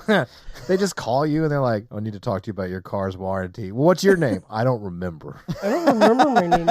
This sounds like a scam. So he hears footsteps and wakes up because Ethan Hawke has now brought him food. And he basically, or no, he hasn't brought him food. He asks him for food. And he says, why did you come down here? And he says, just to look at you. I'll go. Which is like, oof, creepy. It is very creepy, yeah. Yes. So the phone rings again. Finn answers it. And this time a voice says, Finny, over the phone. Yeah. And we get this real cool pullback shot, like a wide shot in a small room, which is very tough to do, but looks very cool, of that crack in the wall emanating out from the phone. Yeah. Which is very cool. But he picks up the phone again, and the voice on the other end says, don't hang up. And he says, I won't. And this is where they say, I don't remember my name. It's the first thing you lose, which kind of becomes significant because Finn knows all their names. Yeah. And then Ethan Hawke reveals that he doesn't know their names and doesn't care, and learns basically after they die, after they disappear. That's when he learns their names. Yeah. And so the naming of the victims is significant. And so in some ways, giving them back their names by telling them, Finn gives them agency in his revenge, if that makes sense. I mean, they take an active part in him eventually getting out because they tell him every step of the way what to do to survive. And he uses every single one of them to do it. Yeah, and it's interesting, like all the things they have him do, he does, it doesn't work, and he's still trapped. And then at the end, he sort of calls an audible with all the stuff he's done and uses that to kill Ethan Hawke, which I thought was cool. I was like, he was able to use the information he got from these dead kids through the phone, not in the way they initially intended, but to get revenge for all the kids on the phone, which I fucking loved, you know? Yeah, it didn't work in the way that they initially intended, but he had all the pieces for the puzzle and puts it together at the end. It becomes like a search party line. What? So do me a favor and explain that joke to me. Yeah. So a party line is something that existed back in the day with hard lines where you would like get on the phone, there'd be multiple people on the phone to like talk to a lot. And those kids are all missing and their search parties listen for them. So it's like a pun from like the early 80s. But a party line was a bunch of people on the phone at the same time. Yeah. I do think it would not have worked as well if the kids on the phone were like, you gotta fucking murder Ethan Hawke. Like, I mean, they were at the end. They were at the end. Yes, they were at the end, but like throughout the movie, they really are just trying to help him escape. Like they're like, hey, what's going to happen to you if it happens is going to be terrible. Do this and try and get out. And then only at the end when it's like, well, you can't get out. We've tried to do everything we can think of to get you out. So your only chance is to kill him. So try that. I like that. There I you thought that go. was nice. Yeah, they were just trying to save his life at the beginning. And then by the end, when they realized that all they could do was kill him, they were like, all right, well, kill him. Yeah. So on the phone, he very quickly realizes that this is Bruce that he's talking to because he keeps repeating that phrase, your arm is mint, you almost had me. And all of the voices on the phone repeat phrases that person said to Finn. Now, I do think that you could read this film, if you wanted to, as the phone is not ringing at all, but rather this is all in Finn's head. And these are just the pieces of these people that he remembers. And this is his subconscious. Are you telling me that these calls are Finny? You mean like phony? I should have gone with phony because it's on from a phone. What is with my puns today? I'm like, I don't know, man. Back in 1978, there was a popular pop culture experience called a party line. Let me explain it to you. There you go. Google it. But now the one place where that kind of breaks down is him finding the things that they tell him about, which could just be him discovering it. And his trauma is representing itself in communicating with all the people who have had the same treatment before. Yeah. But I also kind of like the idea of just a supernatural phone. I'm here for both. Oh, yeah. And Paige, I am always one to err on the side of it's all taking place in his head because the kids aren't calling the phone that's not plugged into the wall. The kids are dead. Right. And they can't do that. But also, they might be, and I don't give a fuck. Like, the story's the same either way, and I'm here for it. Like, I don't care. Yeah. Okay, I have a serious question about if you could talk to ghosts on the phone. Okay. I'm sorry. What? You have a serious question as to whether you can convene with the dead over the phone. If No, you this could, hey, if this you is the could. first Oh. thing Mikey has said all episode that I'm interested in. Go ahead. If you could talk to a ghost on the phone, Yes, I would talk to my brother and dad often. who would you have phone sex with? Oh my God. Really? Fuck. Okay. I think I'm going to go with Marilyn Monroe. I know that's like a little cliche. Oh, damn. It has to be a dead person? If they're a ghost, they're dead. Yeah. All right, I'm going to go with Cleopatra. She doesn't know how to use a phone. It's too early. She's a ghost. Okay, Todd. Says, only since Alexander Graham Bell? What are we doing here? Okay, but think about this, Todd. She's never had phone sex. Do you want to have phone sex with that person who's never had phone sex before? And definitely not in English. Yes. This woman had sex and a child with Caesar and then moved over to his best friend once Caesar was dead. Like, this woman knows how to fuck. She does, but she probably doesn't know how to play that up for a phone type environment. I bet she could figure it out. Paige? You know I love big shoulders, so I think I have to go with Stay Puft Paul Marshmallow Bunyan. Man. Oh. The same Marshmallow Man has never been alive, thus cannot be a ghost, Paige. This is ridiculous. I've seen Ghostbusters, and if that documentary is to be believed, then clearly Stay Puft Marshmallow Man is a choice. Second choice, Slimer. Slimer. Yeah, Mikey, Slimer will eat anything. Real talk though, Paul Bunyan is probably not a bad choice. Maybe I told you, yeah. I have a really inappropriate joke that you can cut out if you're ready. I'm not going to have time to edit this episode, but please tell the joke. My second choice is your dad and brother. I don't think you're their type. I think Mikey just wants a solid father figure. Well, call George Michaels, man. My dad's busy. I will be your father figure, put your tiny hand in mine. That song is kind of creepy. Yeah, but also it kind of slaps. So catchy. Yeah. Anyway, so Ooh, Betty Boop. Was she real? No. But Betty White was. Yeah. Yo, I'm changing my answer to Betty White. Betty White was amazing. She was hilarious. And back in the day, she was gorgeous. Look at pictures of young Betty White. Like, I'm talking like World War II era Betty White. Oh, Ooh. should I have picked young Stalin? Yeah. Oh, yes. Yeah. You Yes. 100% could Terrible. pick Young Stalin. Terrible. Yo, he's going to own 100% of that ass. The only problem with Young No. Stalin is the ghost of his secret police listens into the phone call. But what if we, like, maybe it's just because, like, he likes it? Like, there's a little bit of, like, voyeurism If aspect they join to it. in, it's a party line. There you go. Bring it back around. And that's the only good joke I'll make today. Good night, everybody. All right, so now that we've all answered the question of if we could have ghost phone sex with anyone alive or dead, who would we Not pick? alive. It was only dead. Only You can't dead. be a live ghost unless we're talking about Ghostface Killer or Ghost the Band. Mm-hmm. I was talking about them, and I did not pick them because I don't want to have sex with either of them. I guess you missed out on talking to Papa Emeritus or whatever his name is right now. I wouldn't say I missed it. I just didn't do it. I just didn't do it. What if you took one for the team and like tried to figure out a conspiracy or something? So like I pick Oswald, but I have to have phone sex with him, but I have to figure out if he really shot Kennedy. You're like, oh yeah, now I'm unbuckling your pants. So like, did you really shoot him, or like, what's the deal? We're up in the book repository.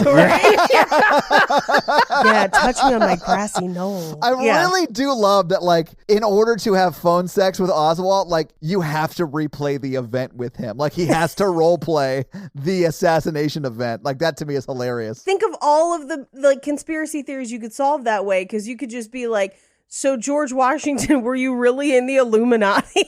Oh, let me make out with them wooden teeth while we talk. Shatter them teeth, boy. I'm going to make it happen. Ooh, let me see your cherry tree. Like Neil Armstrong, did you actually go to the moon, or was this just a soundstage and you got to meet Kubrick? Is he still alive though? Neil Armstrong? No, he died in 2012. You're good to go. Fuck him.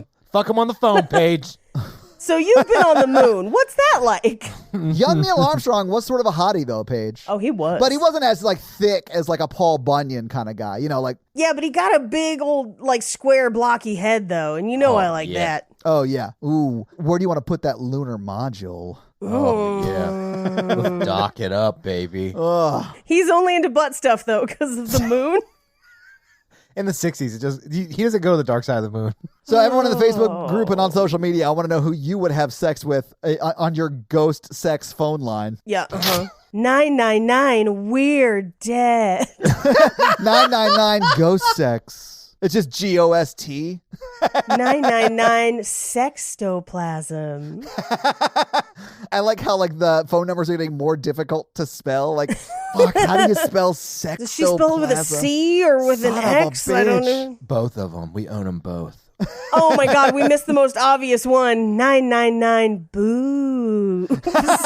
Yeah. It's just a bunch of zeros with B on either side. And it's 80085. Yeah, I love it. It's $1 billion industry. What if we came up with an AI algorithm that could talk in different historical dead people's voices to have phone sex with you? I am glad someone is finally coming up with a good idea for deep fake technology. Like, thank God. Like, I don't want to see a younger Tom Cruise, like, in a Maverick type Top Gun movie. I want to, like, be able to have sex with Buster Keaton's ghost, and that is it. But he was in silent film, so that was really easy. Oh, no. He doesn't like to talk a lot, if you know what I'm saying, but he's real big on action. You know what I mean? Yeah, his mouth's full, Paige. You know what I'm saying? If you think I'm not fucking Fatty Arbuckle to see if he really killed that chick in that hotel, you're crazy. You find out for real. Oh, who's the person who threw the girl off the boat? Christopher Walken's not dead. Unfortunately, he's still alive. We could talk to the girl. He's still alive. Yeah, we could talk to Natalie Wood, though, and Natalie Wood was a hottie. Anyway, so Bruce on the phone tells him where to pull up the linoleum in the hallway so he can dig a hole. And he's having to do it by hand, so it's taking a long time. But he basically makes a little bit of progress on it each day and then covers it up with the carpet. Yeah. And we cut to like family videos of Bruce, almost like memories and flashbacks of Bruce. And then we cut to Finn banging on a door trying to get out. And we reveal that it's Gwen's dream. And so she actually goes out looking for that door, but can't find it. Yeah. So, we cut to that hallway where Finn tries to make the hole deeper and he's flushing dirt down the toilet, which I guess because the room is soundproof, you can't hear the toilet constantly flushing. Right. Yeah. And I thought it was a genius idea because he is like digging up a shitload of dirt. Like that hole gets pretty deep, which is wild that he's doing all that with his hands. But yeah, that's a great way to get rid of the dirt. It is. So we cut to the next day at school. There's a presentation about everyone missing. And it's kind of sad because we have to watch as Gwen basically hears them talk about her brother missing. So we cut to the basement where Finn waits for the phone to ring. And before he does, Ethan Hawke comes down with breakfast. And this is where he basically, he's like, what'd you put in those eggs? And he's like, just salt and pepper. I don't need to drug you. You're already down here. Which is something very similar to what Mikey says to the women if they're still at his house when he wakes up in the morning. Right. No, I'd be like, your Uber's outside. Get out into the Uber. These are my eggs. I made them for me. I made an omelet For myself, your Uber is outside. Thank you.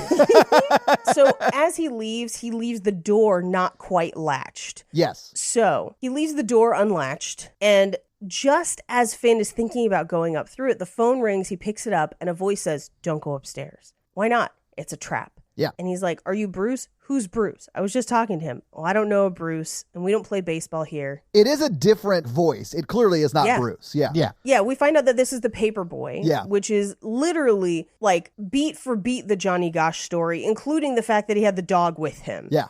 And we see that the van takes him and he runs off. But he basically says he's upstairs, he's waiting with the belt, and he'll punish you till you pass out, and it hurts really bad, and then things get worse from there. Yeah. We all did it, so don't go upstairs. So he hangs up the phone. He goes and kind of peeks out the door and sees at the top of the stairs, Ethan Hawke is just waiting there with a belt. Yep. And so he just goes back downstairs and eats the eggs. And it's a creepy shot. Too, It is, him man. Sitting on that Yeah. thing with the belt. So we cut to school where Gwen has fallen asleep in class. So they send her to the nurse's office to get a nap because I'm sure all the teachers are like, her brother's missing. Like, Yeah, they're not monsters. Like, I feel like if that was just like a regular kid, they would have gotten in trouble. But like, because Yeah, her brother's right. missing, possibly dead, they're like, gonna give her a pass. They're like, we Yeah, keep letting these exactly. kids murder each other. Maybe this is our fault. yeah, maybe.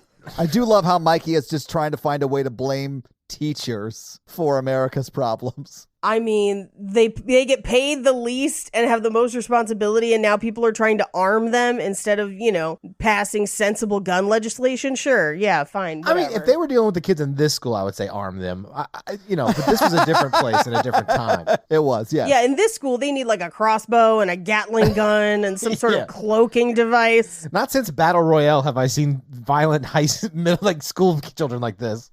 Anyway, so we find out on the phone that it's Billy Showalter. He's the paper boy. Not enough. So the paper boy reveals that he hid a set of cord, like a cable, under one of the walls. And what's really cool is the empty bottle of 7-Up spins to show him where it is and then angles up and points to the window, basically being like, you can get up there to unlatch the window. Yeah. If you have this cord. And we cut to Gwen during her nap. She dreams of Paperboy's memories, and then we see her kind of see Finn get kidnapped with like the balloons and the tree, and she gets up to try and find that tree. Meanwhile, in the basement, he finds the cord and he tries to use it to get up to the window, and we do find out that he has to use one of the rolls of carpet to kind of feed the cord up, and he makes a loop for his foot and gets up there and tries to open the latch through the grate, and the whole grate comes off. Yeah.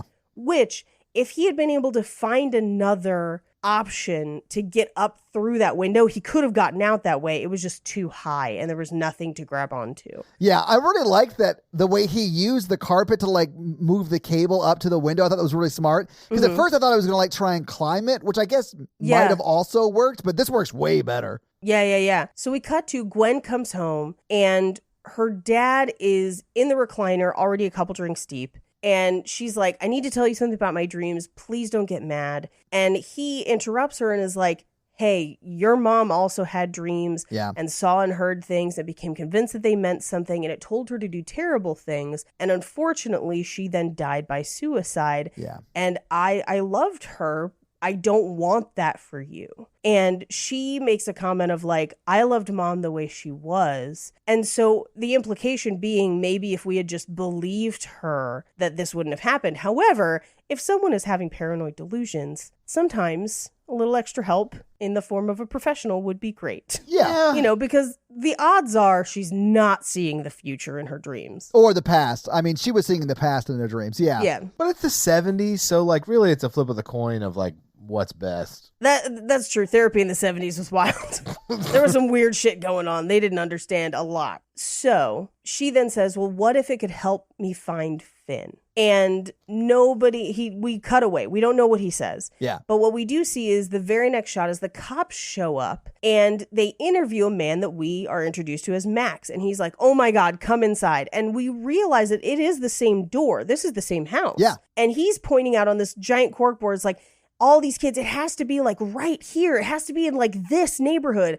because he's coked out and obsessing. I do love this scene because I was like, man, Max is like, gotta be on coke or something. And then like right after I thought that, the cop was like, hey, you may want to clean up before your brother gets home, and like does this like circle spin with his finger on the coffee table, and then it reveals like 3 rails of coke. Like I was like, oh, Max is on coke. Here's what's terrible. It's 2 rails and 1 slice into the coffee table because he's cutting it directly on a wood coffee table. Yeah, Max is an idiot. Like he doesn't know to use a mirror. Like this is before Scarface. Like I get it. You don't know the rules. Or just any like a CD case, anything that's flat. Paige, it's 78. Oh, so, I'm sorry, they wouldn't have a CD case. But like a mirror, a plate, even a plate. Yeah. Yeah. I mean, honestly, just get some wax paper and fold it up into a little bindle, and then you can just unfold it and snort it right out of that. I'm more mad that he ruined the finish on that table. That's wood furniture, man. Yeah, we're concerned about that table. I'm worried about ruining the real Finn, the one in the basement. The finish? Is that what you're worried about? Yeah. Yeah. Anyway,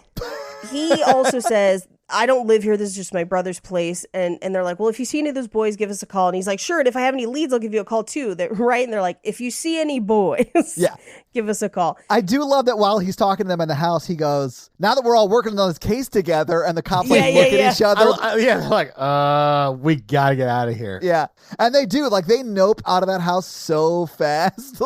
Yep. Well, and the camera pans down and we reveal that Finn is in the basement. They were in the house. They were right there, which again is probably a nod to a couple different cases in the 70s where either people did escape and the cops literally returned them to Jeffrey Dahmer. Oh, man. Or the cops visited the house and didn't realize people were there because they didn't do a thorough enough search. There's like so many stories of like about like that from this period that are infuriating in hindsight. They didn't have psychic children in those cases. Come on. That's true. You need a psychic kid. Do you want to know his favorite drug in the basement there? I do want to know his favorite drug. Fentanyl. Oh, yeah. Okay. Anyway, so we cut down to the basement where Finn is digging that hole and he quickly covers it up. So we get a view of how he's covering with that rug. Yeah. And Ethan Hawke brings him breakfast, but he's got the newspaper. And he's like, tell me your name because I don't get to find out the names till I see them in the newspaper. And Finn lies about his name. And he says, I was really starting to like you, and dumps his breakfast out and throws the paper at him and walks away. Well, and says, I was going to let you go or something like that. Like, yeah, which he wasn't. No, he wasn't absolutely let him go. not. But, you know, it's shitty to say that to a child who only wants to live. Right. So the phone rings and it's the paper boy, but the phone hangs up. Yeah. And we cut to upstairs in the kitchen where Ethan Hawke is waiting and falling asleep. And meanwhile, downstairs, Finn starts to clean up the eggs and he's trying to get some sleep and he hears liquid dripping and he uses his little flashlight to kind of look around the room and he's looking at that crack in the wall that seems to have water damage. But then he turns and we see a dead boy floating upside down, dripping blood, that then just points to the phone. Ugh. Such a creepy image, but so cool. That scared the shit out of me, man. Well, that's what he gets for putting his phone on Silent Hill. This actually, and Mikey, I know you've seen this movie too. This reminded me of Crimson Peak. Yeah. But I think this does it better. Yes. I'm not a huge Crimson Peak fan. I'm not a huge Crimson Peak fan either, although one of the cool things in the movie is that the ghosts kind of direct you realize that the ghosts are benevolent and not malevolent, and they are just trying to bring truth to light. Yeah. And this seemed very much in that same vein, and just the way they did it is so cool. And this is cool. A very cool shot. The dead boys, you know, I'm guessing the story probably didn't have them appearing as ghosts, but like they are very creepy throughout the movie. The jump scares are all the dead boys. Yeah. I'm sure in the book they were just on the phone, but very much to the credit of the people who made this movie, they're very, very smart. Just watching people on the phone the whole time is not interesting.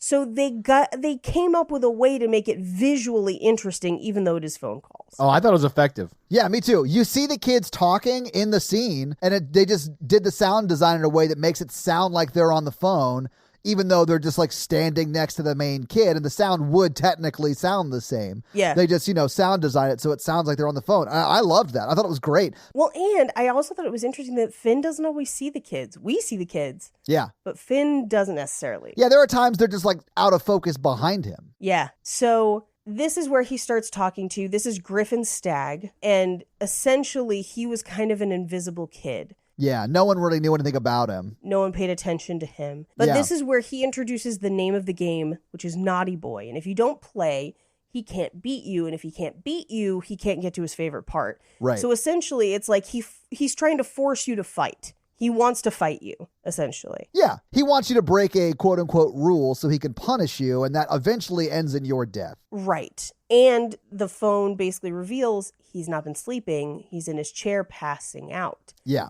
And Griffin, his bike lock or his combo lock is on the door to the outside. Yeah. And he wrote down the combination on the wall, but it's 23317, which could be 23317. It could be 23317. It could be 23317. So you have to kind of try all of them. Yeah. So we cut to, he goes upstairs, he sees Ethan Hawke asleep in the kitchen. Instead of walking past him to the door that goes out of the kitchen, he turns and goes through the living room to get to the lock. He gets it open, but that wakes the dogs. He makes a run for it outside, but Ethan Hawke gets in the van and intercepts him, and they literally fight on a neighbor's lawn. Yeah. And the light goes on, and they freeze. And he basically says, if you make a sound or a move, I will gut you like a pig in the street. And the lights go out. He knocks him back out. Which is not even like a real metaphor. Like a pig in the street? Yeah. I'll gut you like a pig, in the street. Yeah. We are in the street. Because they are, gotcha. I mean, they're sort of in the yard, but they're street adjacent. Like, and he had a knife at his throat. Like, he definitely would have done it. Yeah. So we cut to Gwen. Gwen wakes up. She has not had a dream, and she prays. And this is the one where she's like, what the fuck? I prayed. I did all this. You didn't give me any dreams. I did love that. Are you not real? What's happening? It's so funny. Very, very, very funny. But he wakes up, Finn wakes up back in the basement, and the phone rings, and he just says, fuck you. Because he's like, I got out, and now I'm back. And this is Vance. And Vance is an asshole even on the phone. Yeah. Which I fucking love. But we get a flashback to him playing pinball and then knife fighting a guy in the fucking grab and go. And Finn is there, by the way. Finn is in the background of that knife fight. And as he holds the kid down, he carves 7741 into his arm. Which I have to imagine he didn't really do that in the moment of that fight. Exactly. Like, that's just her having the dream and getting that information, right? Right. And so he is arrested by police, and then Gwen gets in the car with him. And at this point, we realize this is Gwen's dream. Yeah. But she's hearing his conversation with Finn essentially through the police radio in her dream. Yeah, so he's hearing it like it's a regular phone call from one of the dead kids, but she is in the dream with him. Yeah. And he is saying this in the back of a police cruiser as they pull up to the house that we find out that they're buried in. Right, Yeah. exactly. And it drives Gwen to the address 7741. Now, granted, if that was Vance's house, and if Vance was one of the first kids he took, maybe that's how he got that second house. We don't know. We never find out, but it's okay. It doesn't impact the story really at all. Yeah. So we cut to the basement where he's talking to Vance. And Vance is like, have you tried stacking the carpets to reach the window? And he's like, do you know what I did? There's an outlet by the toilet. If you break through it, there's a freezer on the other side. And you can use the parts in the toilet to undo the screws on that panel and get into the freezer. Which he does. He does the whole thing. But then the freezer door is locked and he can't get it open and ends up just crying. And you feel so bad for him. I mean, he dug through a wall with the top part of a toilet. Like, that would have taken forever. Yeah, but look at all those free steaks. I mean, and he uses those later. Like, everything he does, he uses to kill Ethan Hawke and get out of the house safely. Yeah, absolutely. No mistakes. There were no mistakes in that freezer. He should have taken some of those steaks for himself later. Just been like, I'm getting out of this with party gifts. I wondered if those steaks were little boys. I did too. I have that in my notes. Are these boy steaks or regular steaks? Yeah. I don't think so because he buried the bodies. Yes, I agree. Anyway, he's crying and the phone is ringing. He gets up to answer it and it's Robin. And at this one, I cried through. Yeah, because it's his rough, friend. Man. And Robin basically walks him through like, all right, you're going to fill the phone with dirt so it's heavier. And then you're going to punch him. And we're going to do it this way. And they like practice it together. And you see them doing it at the same time, which is very like sad, but also kind of fun that they're like fighting in unison. So he practices. He fills the phone with dirt. He takes that cord that he used to get the window grate off and ties it as like a trip wire. Yeah. And he basically just waits. Like he lays in wait. Yeah. I mean, because the phone calls told him, like, it's today. He's going to kill you today. It's you or him. Figure it out. And he does. Meanwhile, Gwen is riding through the streets looking for the house. Like on a bike in the rain. Like this sister is like sister of the year type shit. Gwen is awesome. Yeah. She's the best. But she sees basically a whole line of ghost boys. All the boys that are dead. Well, and they scare her and like she falls off her bike right in front of the house they're all buried in. Yep. Right in front of the house they're all buried in. And so she immediately rides home and calls the detectives, like instantly. And to their credit, they're like, kid psychic, we'll be right there. Hold on. We got to get the judge to sign the warrant. Yeah. We have a kid psychic on the phone. Says they know the house. Here you go. Meanwhile, the grabber gets supplies at the hardware store. He gets like a drop cloth and a bunch of dirt so that he can fill in the grave. So clearly he's going to kill him that day. Like that is official. Oh, yeah. I mean, when the cops go to the quote unquote wrong house where he's burying the bodies, there is an open grave waiting for him. Yep. So the police head to the house. But across the street, Max, a couple rails deep, figures it out. I fucking love Max's epiphany moment because he's like staring at the map and then like in the middle of those pins is their street. And then he goes downstairs and man, I was so sad what happened to Max. Well, it was very, because he like goes to the locked door and it looks like maybe he's chickening out. But then we cut downstairs and Finn hears the door open and it is Max. And you're like, oh my God, he's going to let him out. But instead, Max is still coked out. He's like, do you want to know how I found you? Oh my God, I can't believe it's you. And you're just like, stop talking and run. Oh my God. He's like, I'm not going to hurt you, but oh my God, you got to hear this. Yeah. Let me tell you the story while you're still a prisoner in my house. No, I mean, you got to gloat when you can. Well, that ended up with Max getting an axe to the head because he was like, do you want to know how I found you? Do you want to ask me any questions? No. I know. He got a splitting headache. Yeah. I was like, how are you going to do Deputy No Name like that? I know. He was doing rails straight to the dome. Is that Deputy No Name? Is it the same guy? Yeah, from Citizen 2. I mean, the reason he is in his brother's house is because he was kicked out of his girlfriend's house from Sinister 2 and he needed a place to crash for a while. Well, I'll burn a fun fact. The crack that emanates out from the phone is actually a callback to Sinister and the cover and the Oh, yeah. the cover art. Okay. I didn't catch that, but that makes complete sense. Yeah. Because it's the same people, basically. Yeah. So the grabber comes down and immediately puts an axe in Max's head. And he's like, you made me kill my brother. And it's like, Finn did nothing, but sure. Finn's like, no, I didn't. I didn't do think that. I did. That wasn't me. That's a lot to unpack there. We'll circle around. Yeah, but he takes the axe out of Max's head and he's about to clearly use it on Finn, but he also brings in his dog and chains it to the wall. And so he basically says he's going to take my time because he wants it to hurt. And as we're kind of seeing all this happen, the cops get into the house and realize it's the wrong house. Yeah.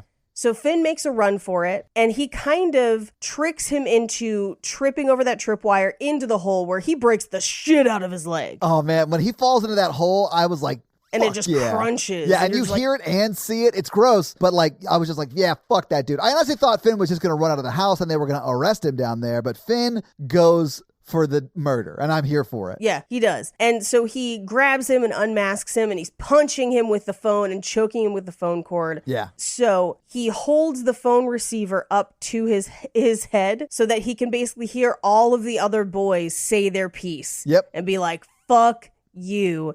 And then he pulls the cord back, strangling him, and breaks his neck. Like he pulls it back enough to snap his neck backwards. I did like how Bruce was like, dude, Finn's arm is mint. And like right when he says it, that's when he breaks Ethan Hawke's neck. I was like, yeah, man, I'm here for this. Yep. Although a 12-year-old probably couldn't break a grown man's neck over his shoulder, but whatever. I like it. I'm here for it. Yeah. And so at this point, we cut over to the other house where they're like, we've got a basement. And you're like, oh, are they going to find him? But Finn goes and grabs the steak, gives it to the dog, walks up the stairs as the cops are coming down the stairs. Yeah. And we reveal that the cops are in a completely different basement. So at this point, you're like, where was she seeing this in her dreams? What is happening? Yeah. And they get down to the basement and realize he has buried all the kids there, and there's an open grave for Finn. Yeah. And they're like, well, I guess he kills them someplace else. Yeah. So they come out of the house just as Finn is coming out of the house across the street. Yeah, and he sees his sister just sitting there. I do love that he just like walks out of the house as they're like freaking out. Like, he's not here, but the bodies are. What's going on? And he's like, I'm over here, you idiots. I killed him in self-defense, obviously. I'm a badass. Let me slow walk away from this house. He does sort of like walk away from the house like it's exploding, like in slow motion or whatever. If I was him, even if I was 12, you guys know how petty I am. I'd have been like, oh, don't mind me. I'm just over here doing your fucking job. You would. So they run across the street and their dad shows up. We cut to... They're sitting in the coolest ambulance I've ever seen, and he's apologizing to them, and the news is there. Yeah. We cut to Finn going back to school, and nobody fucks with him because they're like, that's the guy that killed the grabber. I heard he shot him. I heard he did all this other stuff. And then he sits next to his lab partner, Donna, and she's like, hey, Finny, I'm glad you're back. And he just says, call me Finn. And that's the movie. So having seen the movie and we talked about the movie, what do you guys think about The Black Phone? I really liked it. I liked it way more than I expected I would. But I thought it was really creative and really well done. I agree with Paige. I really liked it. I didn't think it was as scary as I thought it was going to be, but it was more like a suspense film for me than a scary film. But it's really good. I like a good serial killer film. Yeah. Same. I thought it was a really good movie. I'm never going to watch it again because it did scare me. I do think I could watch it again and be okay because I know where the jump scares are now. But I do think I really did sort of enjoy the themes of it. I enjoyed the way they executed on those themes. I sort of dug it. Yeah, I thought it was well made. Yeah, same. I really feel like Ethan Hawke's crew that he makes these horror movies with, they know what they're doing at this point and they make great shit. So Paige, you have any fun facts for us? I do. Well, hit us with your fun facts. Black Phone, fun facts. So he wears several creepy masks in the movie, as you know. Yes. And do you have a guess as to who designed them? No. Yehuda Menuhin. I don't know. Tom Savini. No shit. Oh Frequent my God. flyer on the Horror Version podcast. Yeah. Okay. That's very, very cool. Those were designed by Tom Savini. And they are really, they're really well done and they're lit so well. Again, whoever lit this movie did a great job. Yeah. So the black and white film that he's watching on TV when he falls asleep in watching a horror movie is The Tingler from 1959. With the blood coming out of the... Yeah, it was kind of cool. It is cool because it's everything outside of the tub is shot in black and white and the tub is in color, which makes it pop so much more. It was very, very well done. Mm-hmm. So this movie was originally going to come out in January of 2022, which if you know anything about movie releases is where good movies go to die. Yeah. You don't want to be released in January unless you're an Oscar movie and you just need to get a certain amount of screenings in to do your nomination. But usually people dump movies they don't like in January. Or they don't have faith in. Right. Yeah. Exactly. So that was the original plan for this movie until they took it to test screenings. And the test screenings did so well that they actually halted that release and pushed it to June of 2022 for a summer release, which is where you put your movies that you have a lot of faith in. And this movie did really well, actually. Yeah. We'll talk about it. I got all the numbers. Yeah. Madeline McGraw, who's the actress that played Gwen, actually had 2 other projects in progress during the shooting schedule of this film. Really? And so they held parts of production for her so that she could still do this movie because she was going to turn it down and they were like, no, we need her because she's amazing in it. Dude, the scene where her dad's hitting her and telling her your dreams don't mean anything and he's making her say it and she's having to say it back. She's and so good. Dude, that scene was it's heart-wrenching, but you're also it's so hard to watch, but she's so good in it. Good, yeah. And so is her dad in this movie. Everyone's just really good. It sort of reminded me of Stranger Things because there's a lot of kid actors, but they're all really good. Yeah. So director / co-writer Scott Derrickson almost didn't get to make this movie because he was busy making Doctor Strange in the Multiverse of Madness until he was removed from the project for creative differences. Oh, or rather, okay. he left. There's differences. Some people are like, he was fired. He was like, I left. Sure. It's probably a little column A and column B. Same thing with when Edgar Wright left Ant-Man or whatever. Yeah.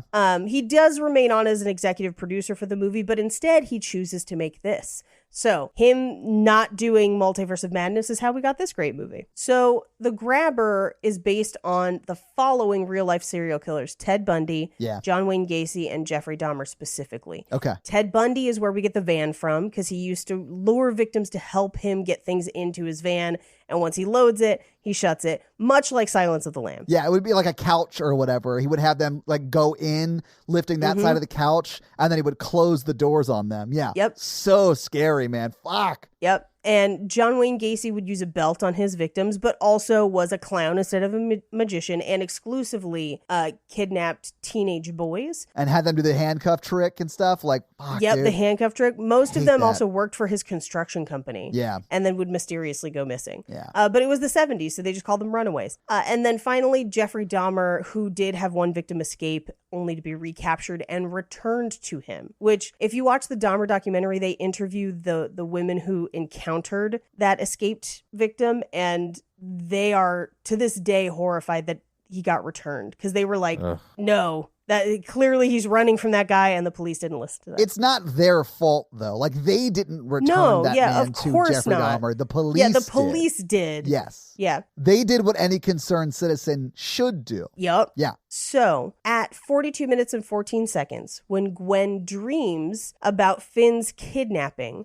she sees him banging at that door, shouting for help. Remember, she goes to look for that door. Yeah. As the camera zooms out, you can see that the number on that door is 7471. I didn't notice that. It's different from 7741, which is the number we hear for all the ghost boys, because it's the house across the street. Yeah. Okay, cool. I missed that, but that's cool. Yep. And those are your fun facts. Well, thank you for those fun facts, Paige. Let's talk a little bit about box office. So what do you think the production budget was for The Black Phone? And I'm going to say last year, because they made it last year, but it came out this year. I'm going to say $8 million. Okay. Ooh, I was going to go 12. Paige, you're closer. It actually was $16 million.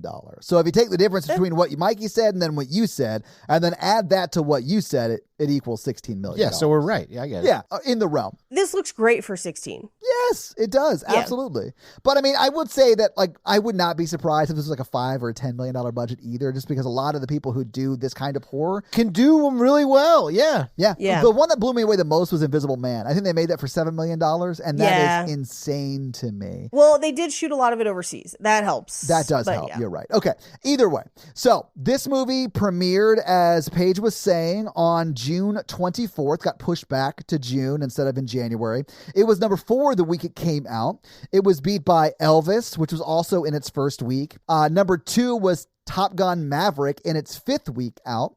Number 3 was Jurassic World Dominion, which was in its 3rd week out. The Black Phone obviously was number 4, and Lightyear was number 5, and it was in its 2nd week out. Fun fact about Top Gun Maverick, this week was the week it went past $500 million in the box office. Oh, interesting. Yeah. I still haven't seen that one. It's worth seeing. So Okay. what do you think The Black Phone made in its opening weekend? And remember, it was 4th. 4th opening weekend, I'm going to say it made $10 million. Okay. Now I'm going to go 8 again. Okay. It actually made $23.6 million in its opening Nice. weekend. Yeah. I mean, every movie that was in the top 5 made over $18 million that weekend, which is really good. I mean, it is like box office season. Kids are out It of is school. your peak summer weekend, yeah. Yeah. So it made a lot of money, but so did a lot of movies that weekend. It was in the theaters for 9 weeks total. I mean, honestly, it's still in theaters now. So the box office may very well go up from the figures I'm about to tell you. But do you want to guess where it is as of the recording today on August 25th, 2022? Do you want to guess how much it's made domestically? I'm going to guess that it's at 80 million. Okay. Mikey, do you want to guess? 65? All right, Paige, you're closer. It's $88.8 million domestically, and then another $67.7 million internationally, for a total of $156.6 million, and it's still in theaters. That's a lot of money for this kind of release. Yeah. But honestly, that makes me happy, because this was a good, well-written, well-made movie, and I love when those make money. Yeah. Me too. Anytime a movie that's $16 million to make makes 10 times that, those people are definitely going to work again, which makes me happy, because everyone in this movie did a great job. And I know we can't have a sequel because he is dead. We could do a prequel, though, and I'd be here for that. My pitch for the prequel is we learn what happened to him to develop the game. Yeah, it is sort of Making a Murderer, but like Black Phone edition, right? Yeah, it's a little Luigi origin of evil. Yeah, I'm here for that. But that is your box office. Mike, do you want to hit him with that scary scale? Yeah, listeners, our scary scale is a scale of 1 to 10 of how scary we found the film today. Our 1 example is Ghostbusters, and our 10 example is Texas Chainsaw Massacre. Paige. This is a 1 for me. Toddy. I'm going to give it a 3. I'm also going to give it a 1. All right. And that's our scary scale. All right. This week, you guys made me watch The Black Phone. What are you making me watch next week? Well, it is new releases month. Yeah. So next week, we are watching Prey. Which is streaming on Hulu right now. Yes. I love Prey. I am going to watch it in the original Comanche with subtitles. Same. I've already watched the English version. When I watch it again for our recording, I'm going to watch that version. Mm-hmm. I am very excited to talk about this movie. Yeah, you loved this movie, Todd. We'll talk about it next week. So your homework for next week is to go to Canada, and I'm assuming the 1700s, and fight a predator, and then watch the movie Prey. Or watch Predator 2 and watch Gary Busey fight a predator. Mikey, how many child predators do you think you could take? Like, you crash land on the predator planet and you like crash land in a kindergarten class. The teacher dies. How many of those predator kids do you think you can kill? Okay, I have some questions. 1, do they wear the predator armor? Yes, yeah. They're dressed for school. Yes, absolutely. Do they have the weapons attached to them? Yes. That's a part of their out. Yes, Mikey, of course. They just give those to predator kindergartners? Yes, they're in school, Mikey. Yes. How do you think they learn how to use them? Yes. 1. I think maybe 1. Okay. Okay. I could get the jump on 1, and then I'd be murdered by a predator kindergarten class. Yep. There you go. So, Mikey, do you have a review for us to read? I do. Awesome. Well, whose review are you going to read this week? Todd, adopt me, I can bark. I hope that that's not sexual. Oh, it's probably because I have a lot of animals, right? That's what I'm going to choose to assume. Sure. I don't like this at all. You have as many animals as the grabber has children buried in his basement. Mikey, I think I actually have more. Yeah, no, I think you actually do have more. Because I think he was killing his 6th victim, and we have Yes. 7 animals. It concerns me a little bit that someone's like Apple ID name is Todd, adopt me, I can bark. Like, what's the character limit? All right, let's read the review. What do they have to say? The title of the review is, I love these freaks. Okay. They say, hey, besties, listen to this podcast. I've been listening to these 3 lovely hosts since summer 2020. Ooh, the alone times. Yeah. And can comfortably say they've got me through college, 2 internships, and 6 road trips. Wow. Okay. I turn it on full volume right as I'm about to shower. I don't know why. This is getting weird. I don't know why, but Mikey's jokes, Paige's laugh, and Todd's screams really set the ambience for a nice scrub, car ride, or walk on campus. 2 of those are normal. Yeah, the scrub and the car ride. All right, yeah. Who walks on campus? Oh, the scrub's the weird one. My bad. Sorry. Get a golf cart. What?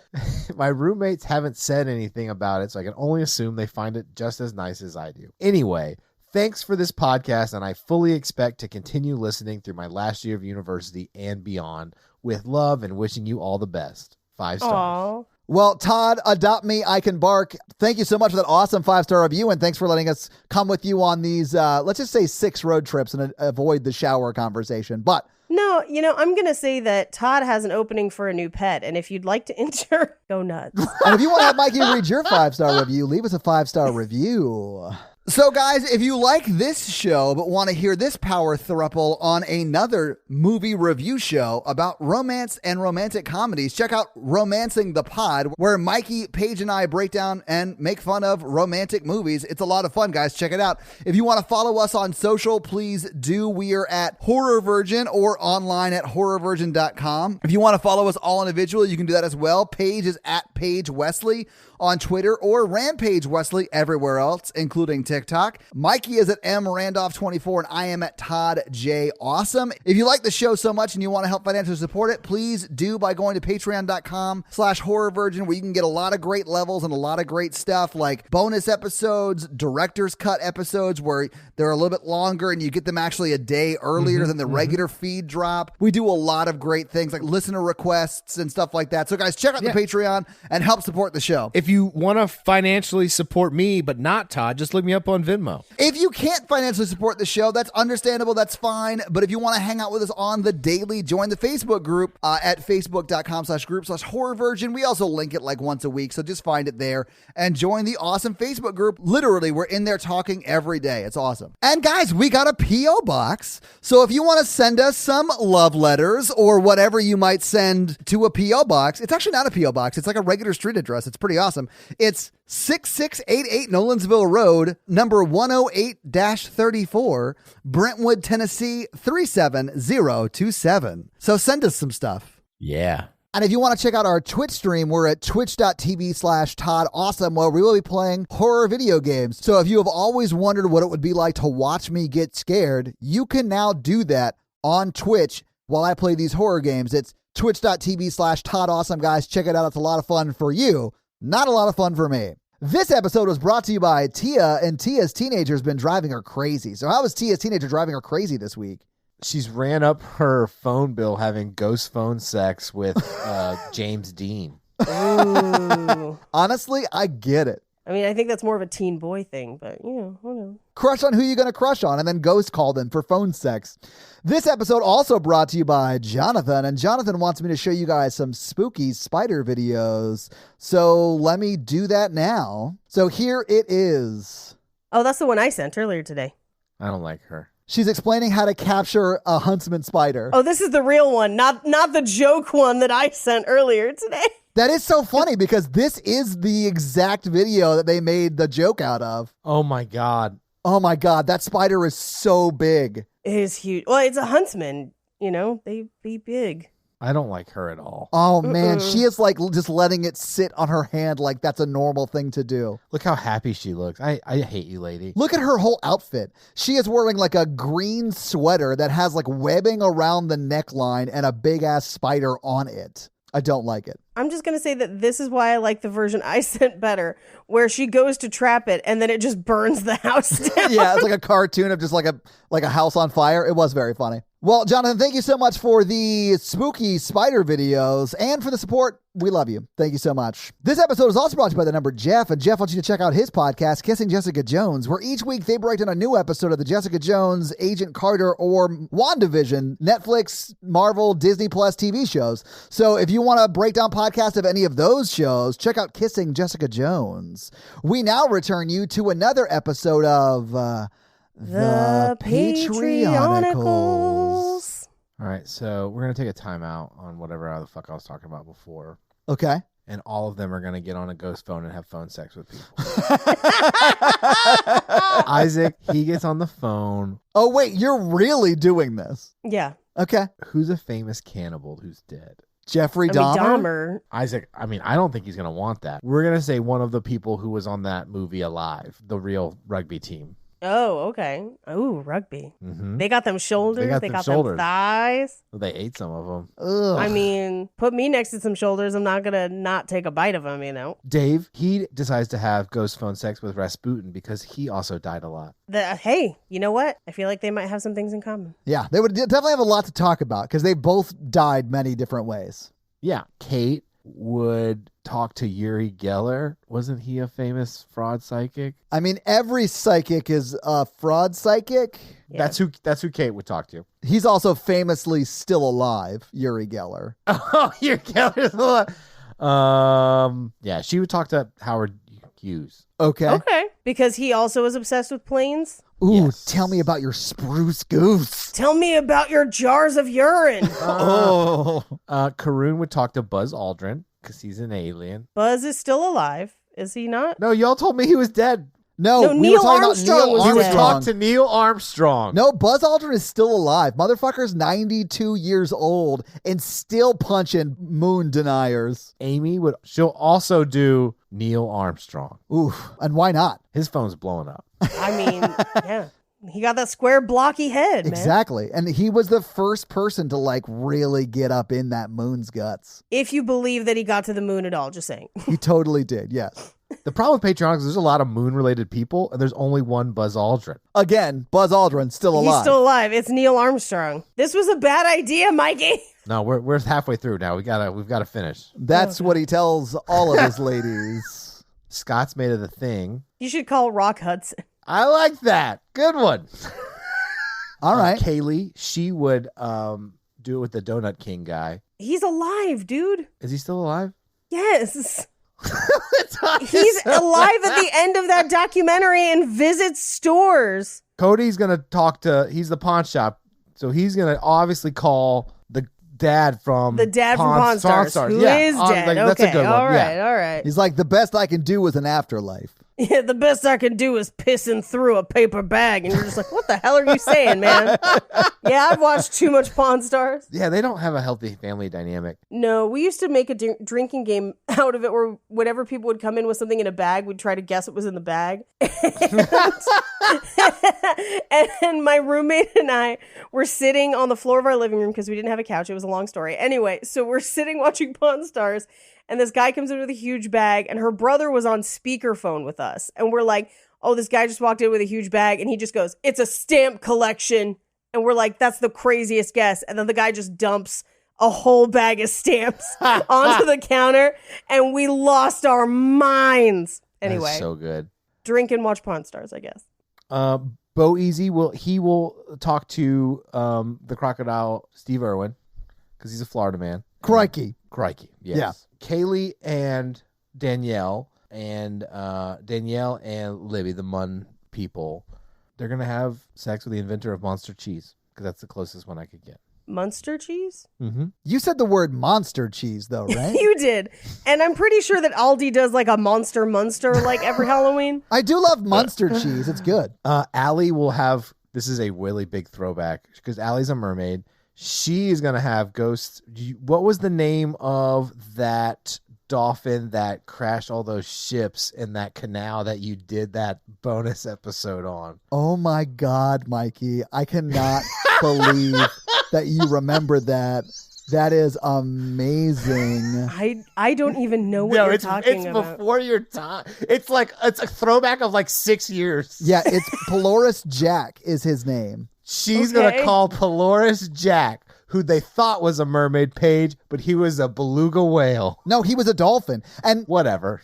And Mikey, he only crashed one boat. He guided all of the other boats through that passage safely. It was only the one boat that shot at him. He remembered years later or some shit and then sunk that boat. Fuck. That's who she calls. So it's basically the prequel to Orca? Yes, it's totally 100% that. Except it's a dolphin and awesome. And why nobody like him a whale? Driscoll, obviously George Washington. He's the head of the Illuminati. It's got to be, right? Yeah, sure. Mm-hmm, mm-hmm. And Wes, he is going to do it with Michelangelo because he's made of clay, and so was not the David because that's made of marble. But, we're going to get there. Close enough. Yeah, sure. It's all sculpting on some level. Yeah. Just like this body. You both didn't have to laugh. It's incredibly hurtful. Is it sculpted out of cream cheese? Oh, honestly, delicious. It's better than cottage cheese. Yeah. Nathan, the professional wrestler, obviously he will. Bret the Hitman Hart. Well, and with a threesome with him, Bret the Hitman Hart, and Macho Man Randy Savage. And the Ultimate Warrior. I do love that it's a 4-way ghost sex call. It's a battle royale. Really. I think we only have Shining Donut left. What's a good donut historical figure? Hanson Gregory invented the donut in 1847, so there's no way he's still alive. Yeah, he's going to have sex with that guy and Julia Childs. Hell yeah. And our last one is Jeremy, and he has laser eyes. So Geordie from Next Generation. He's still alive. Except that that's a character, not a person. Jeremy, you're actually going to hook up with Abraham Lincoln because I want to throw him into this. Hell yeah. And that's some bullshit I did for Patreonicals today. We'll go back to our original stuff next week. I guess we'll have to wait and see what that's going to be on another episode of The Patreonicals. That's going to be it for us, you guys. I'm Paige. I'm Mikey. And I'm your horror virgin, Todd. Keep it ooky spooky. Yeah. Have a great week. Bye. Bye. Murderous dolphin nerds. Guys, Google Polaris Jack. It's amazing. It's honestly still on the Patreon. The bonus episode where I talk about it's still on Patreon.